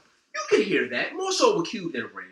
But my whole point was, I think a lot of people forget how much of a pillar Ice Cube was, even if it was for like 4 to 5 years. 4 to 5 years in hip hop back then was forever. Mm-hmm. Exactly. Hip hop was like, dude, you didn't People even drop thought an it was album every year. No, he did not. All right, like that was unheard of until Pac, damn near. Well, motherfucker, and then Master P dropped 3 albums, not himself, but on his label, 3 albums in a month. Not even on Pac. Pac dropped albums. No, Pac would drop. albums. No, he would drop them every year.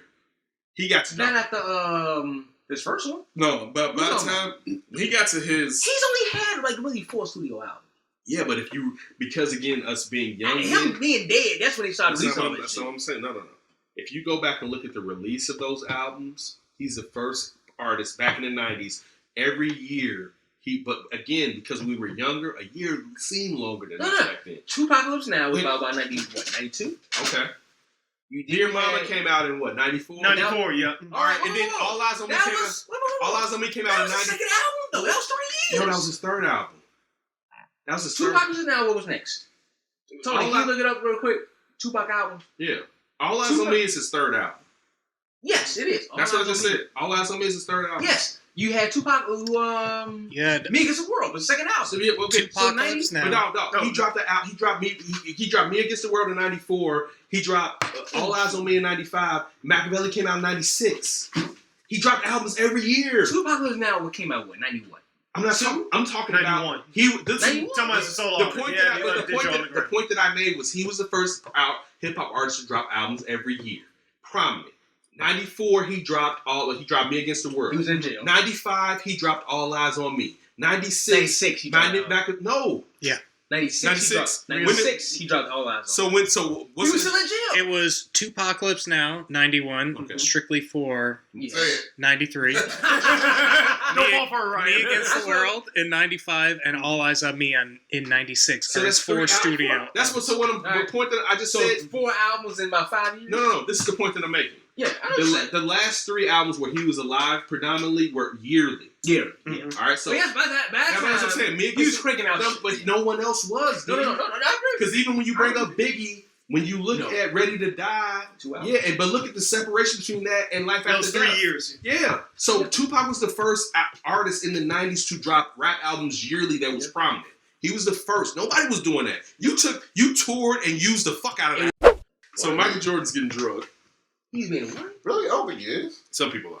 Really? Why? You don't spend that money? I saw the person you hate. What's Yates on ESPN? Clint Yates. Clint Yates? Yeah, because you hate Clint Yates. I don't hate him. I just don't. Yeah, you don't rock with him. So we'll go with hate. So, but I saw Clinton Yates on PCI yesterday, rallying and talking about it. And by no means am I absolving Michael Jordan for not being a great owner or executive. Listen, if Kemba Walker can't even get you in the playoffs in the East, there is no reason to give him close to $200 million. Oh, Yeah, no, that was a good decision. I agree 100%. So when people are sitting there talking about he should sell the team, I saw Jalen Rose. Really? Jalen Rose mentioned Jalen Rose said that. And also Jay Williams. And I can't wait to finally, the day I meet Jay Williams, to be like, you motherfucking traitor. And I love Jay Williams. I met Jay Williams. He was cool. Yeah, I think he's cool, but he needs to learn his place in Chicago. Because of what Jerry Ross was doing. Mm-hmm. That's top. I threw it all away. And also, I threw it away. Us people who I didn't want Yao. I wanted the Bulls to get number 2 so they wouldn't get Yao Ming for him. Like I was like, I don't want Yao Ming. I want a point guard. I ain't never had a point guard. Oh, Jay Williams. I had Scottie Pippen playing the point. If Jay Williams would have been healthy, he would have been good.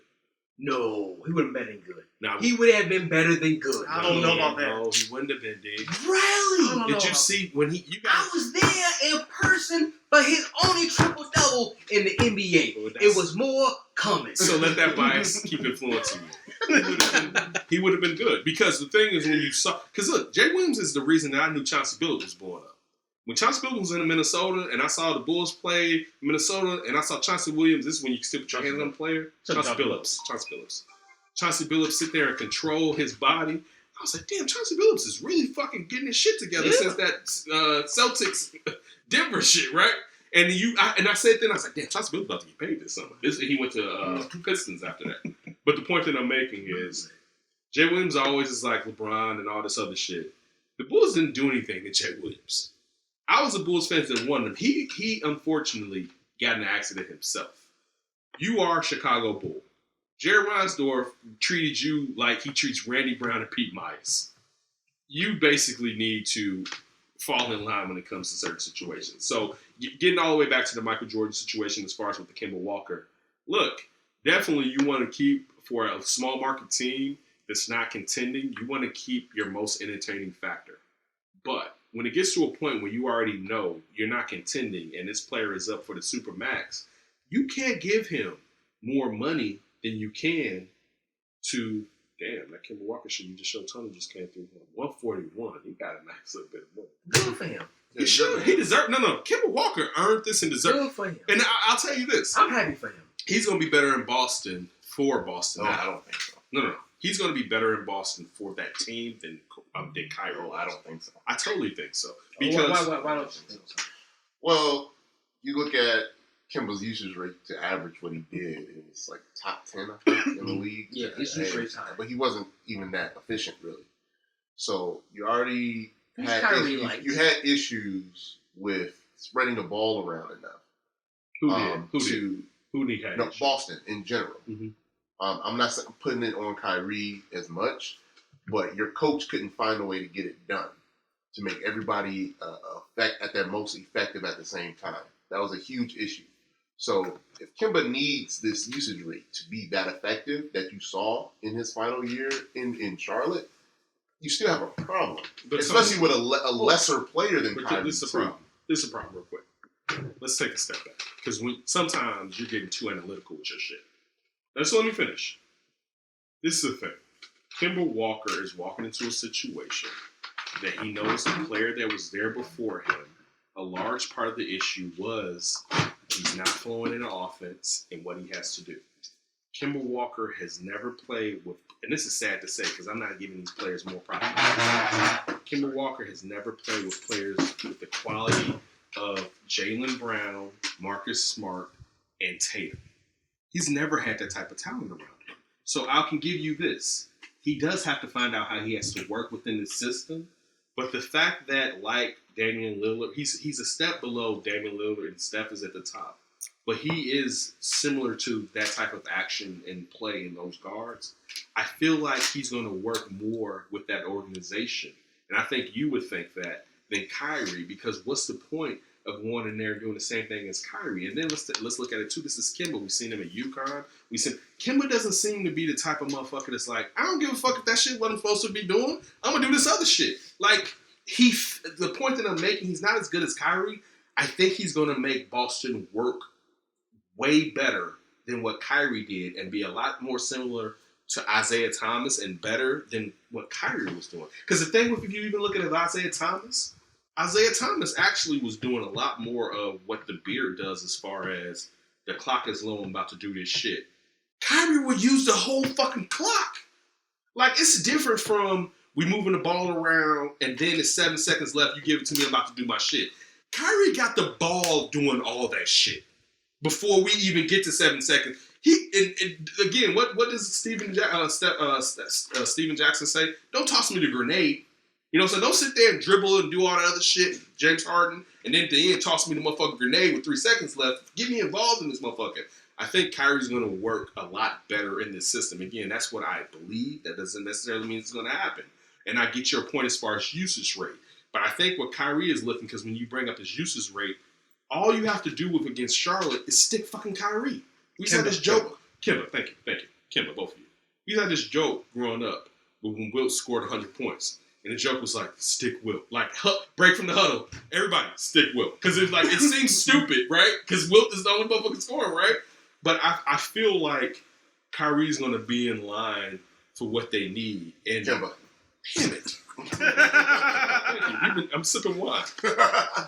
I think personality-wise, he will fit better. Personality-wise, but Yes. I think Kemba is who he is as a player. He's never been a passer. I think he has a career average of like maybe 4 assists a game. He doesn't need to, Tony. All he needs to do is move the ball. Well, I think it wasn't just Kyrie's style of play that was the issue. I think the issue is bigger than Kyrie. And I don't know if you fix that by adding Kemba Walker with it. I think Brad Stevens needs to be better as a coach. Have you listened to the Dan Davis show? Because I mean, if you listen, you know Brad Stevens has been. I think in Chicago, and I'm not even joking. I feel like in Chicago, I was the first person this year to bash Brad Stevens. Probably.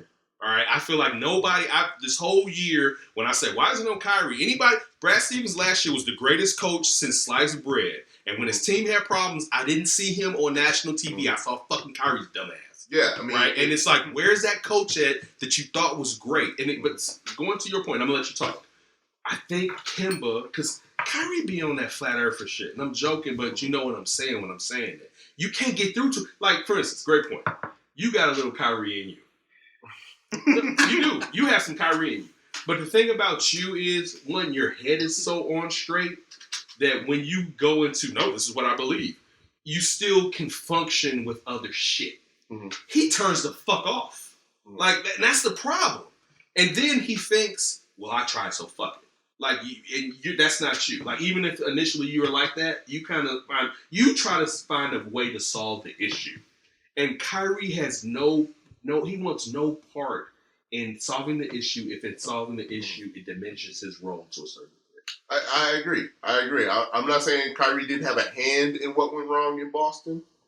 But I don't think it was just him. It's bullshit. They put it on. So I think bringing in a similar style player in terms of score first, passer second, a smaller player, and you're still trying to see they're adamant that Tatum is going to be a star. You have to. But is he going to have those opportunities to prove it like a young star would have? We've seen. I mean, rookie year scoring 30 points in a playoff game. Like that's star potential right there. Mm-hmm. Are you going to give him the keys to do so, or are you going to keep adding these quick fixes, trying to avoid the curve, trying to still contend when Jason Tatum needs those opportunities to flesh out his star power? Bomani made a good point about he had to relook the Kobe Shaq situation. He said that he understands now what Kobe issues were with Shaq at that point. When you have a rising star, he needs the ability. People kept trying to reduce his role for Shaq, with Shaq not putting in the work physically. So Bomani just got when you say that, Bomani just got that though? I don't think he just got that. Yeah, but I'm just saying this is the first time I heard him say this. That in those years, those young years where you know you have a star on hand, he needs time to flesh that out. But let me has Tatum had the ability to flesh that out outside of Kyrie being out? Compared to Kobe, his rookie year, he had way more time to flesh it out. Kobe's rookie year, he wasn't even starting. Mm-hmm. All right, remember he's behind Eddie Jones and Nick Van Exel.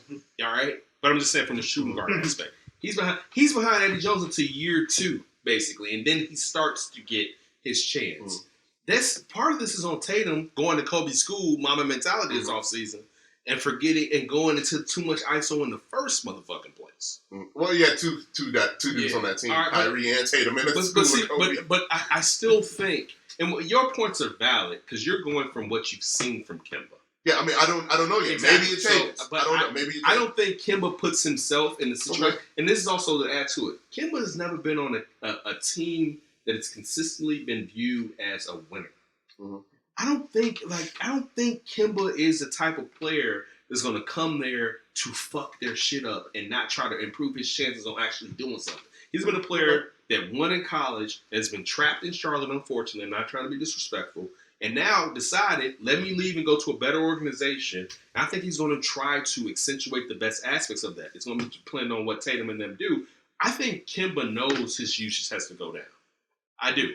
That's not, and again, this goes. No, I'm just adding, and they also got to figure out because they were definitely that was another issue with Boston where they were force feeding Gordon Hayward a lot, and the team didn't think Gordon Hayward's supposed to get all these shots. See, so that's an added different aspect. But now, too, so. and going along with what you're saying, there's more shots for Gordon Hayward because Al Horford isn't there. Mm-hmm. Like, and this is going to hurt them though. Because they're going to be worse. Yeah, this is going to hurt them because you don't have that super utility big that can do every fucking thing. And now you're going to be damn near asking for Hayward to play 4 half the damn time. If you put all these guys in, he's going to be at the 4. But to be honest with you, his skill set, especially when we look at if he doesn't come back to the type of athleticism he had in Utah, is probably better suited for that anyway. Because he's not the same guy off the dribble that he used to be. It's funny if you just say your 2 max slots is Gordon Hayward and Kemba Walker. Go win. That's crazy. That's not going to do it. But crazy. But when you say that, and you also have Jaylen Brown and Tatum, and again, your point is valid. But the potential that those 2 players have that was snuffed out last year, there's a chance. And also, let's be honest. I'd rather start it off with those 2. If I had a choice, let's figure out with Brown. Let's make these 2 guys our go-to guys, and then build around those 2.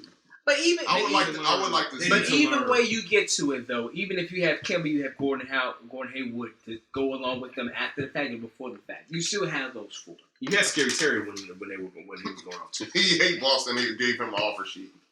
Yeah. They gave him an offer sheet. Yeah. They did? I mean, listen. I don't think Boston is probably going to be their top seed position. Is probably going to either be 4 or 5.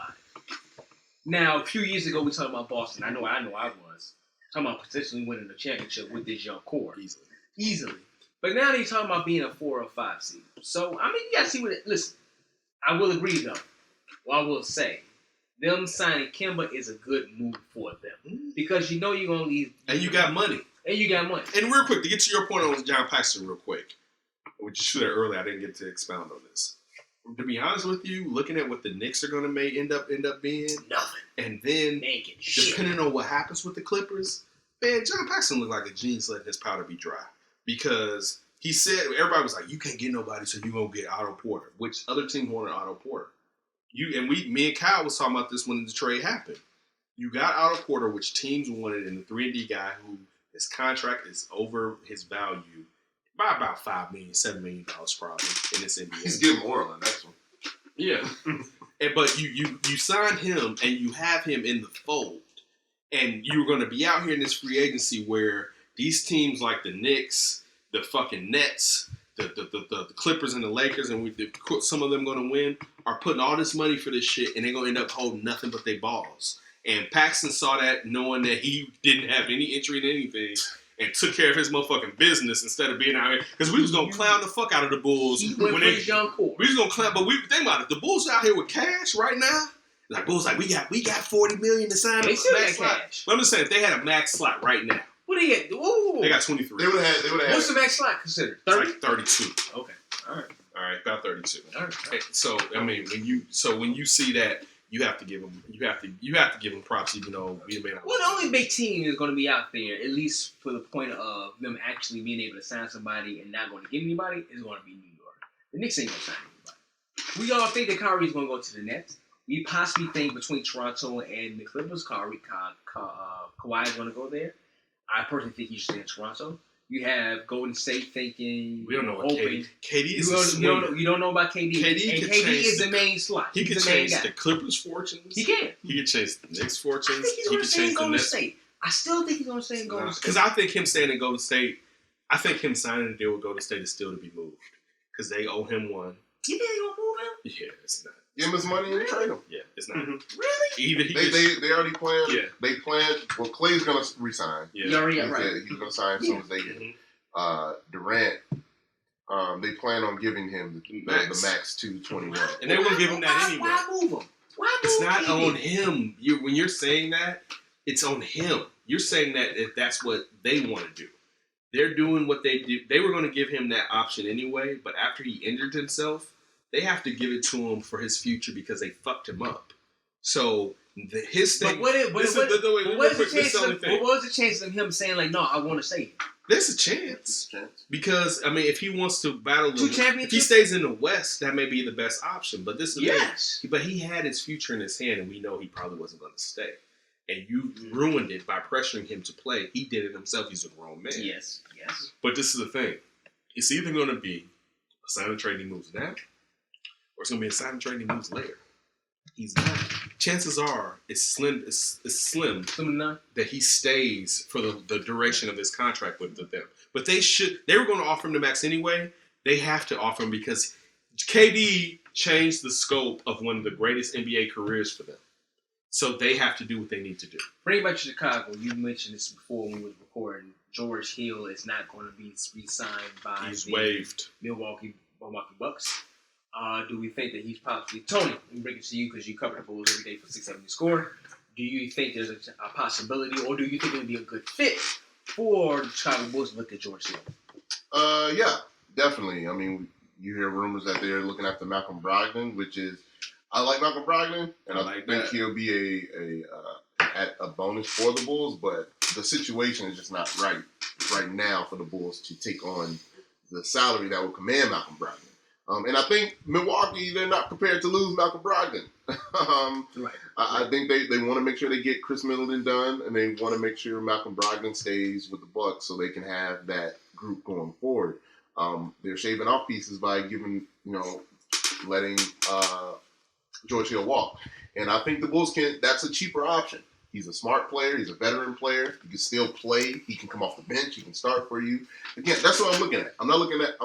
that's why the Pat Beverly thing didn't kind of sit with me, on the Bulls. Because he's still an effective starter in the NBA. There you go. And right now, with you're using a lottery pick on Kobe White, you got to see if he can play.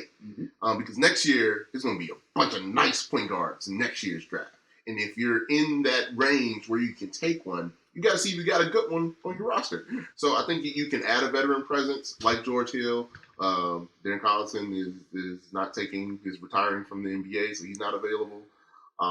But Ish Smith, there are cheaper options out there that, again, you don't have to use all of your money on point guards in the free agency. There's other one of the Morris twins, I think maybe both of them are free agents. There are other pieces that you can bring on Taj Gibson that can help booster your young core. The whole point of this going forward in free agency is what can we do to help this young core play. All right, we definitely appreciate you all for joining us. Always continue to listen to Dan Davis' show and The Flip, and please remember that we will be on 670 The Score on the 4th, but really the 5th, because it's midnight to 5 a.m. So after your holiday on the 4th at midnight, if you're still up, and some of you will be after being lit and popping some shit and blowing some shit up, join us as D and I sit there and entertain you and it may not be because you're tired all those 5 hours, but at least for an hour or two. So make sure you join us on the 4th of July that night as we're on the score from subbing for Les Grobstein, the Grobber, from 12 a.m. to 5 a.m. And doing a show about definitely the Cubs and the Sox, the Bears and the Bulls, and what's taking place in free agency and NBA. So we always appreciate and continue to rock with us. Hey, and always make sure you follow us on Twitter and Instagram at D and Davis Show. Once again, it's at D and Davis Show. Facebook.com/D and Davis Show. And talking about Ice Cube earlier. iTunes, SoundCloud, Google Music, Stitcher, and the TuneIn app. Definitely make sure you follow, subscribe, rate, share, all that good stuff on the podcast. At Demons1, at That's Davis, at Ryan B. Ski, at Sid Kid. You doing something different with your shoulders? I don't think so. No, I'm trying to. Yeah. It looks different. It seems like your little ass is growing. You know what? I'm not running as much. What's the name though? Your wing is trips. Your wing is It's showing. Yeah, your wing is showing. It's called lifting. Shout out to D. It's called moving that weight. My brother. It's called looking good. Gift from 1, 2. A gift. But yeah, again, don't do anything stupid before you hear from us again. We gon' Keep your hands to yourself.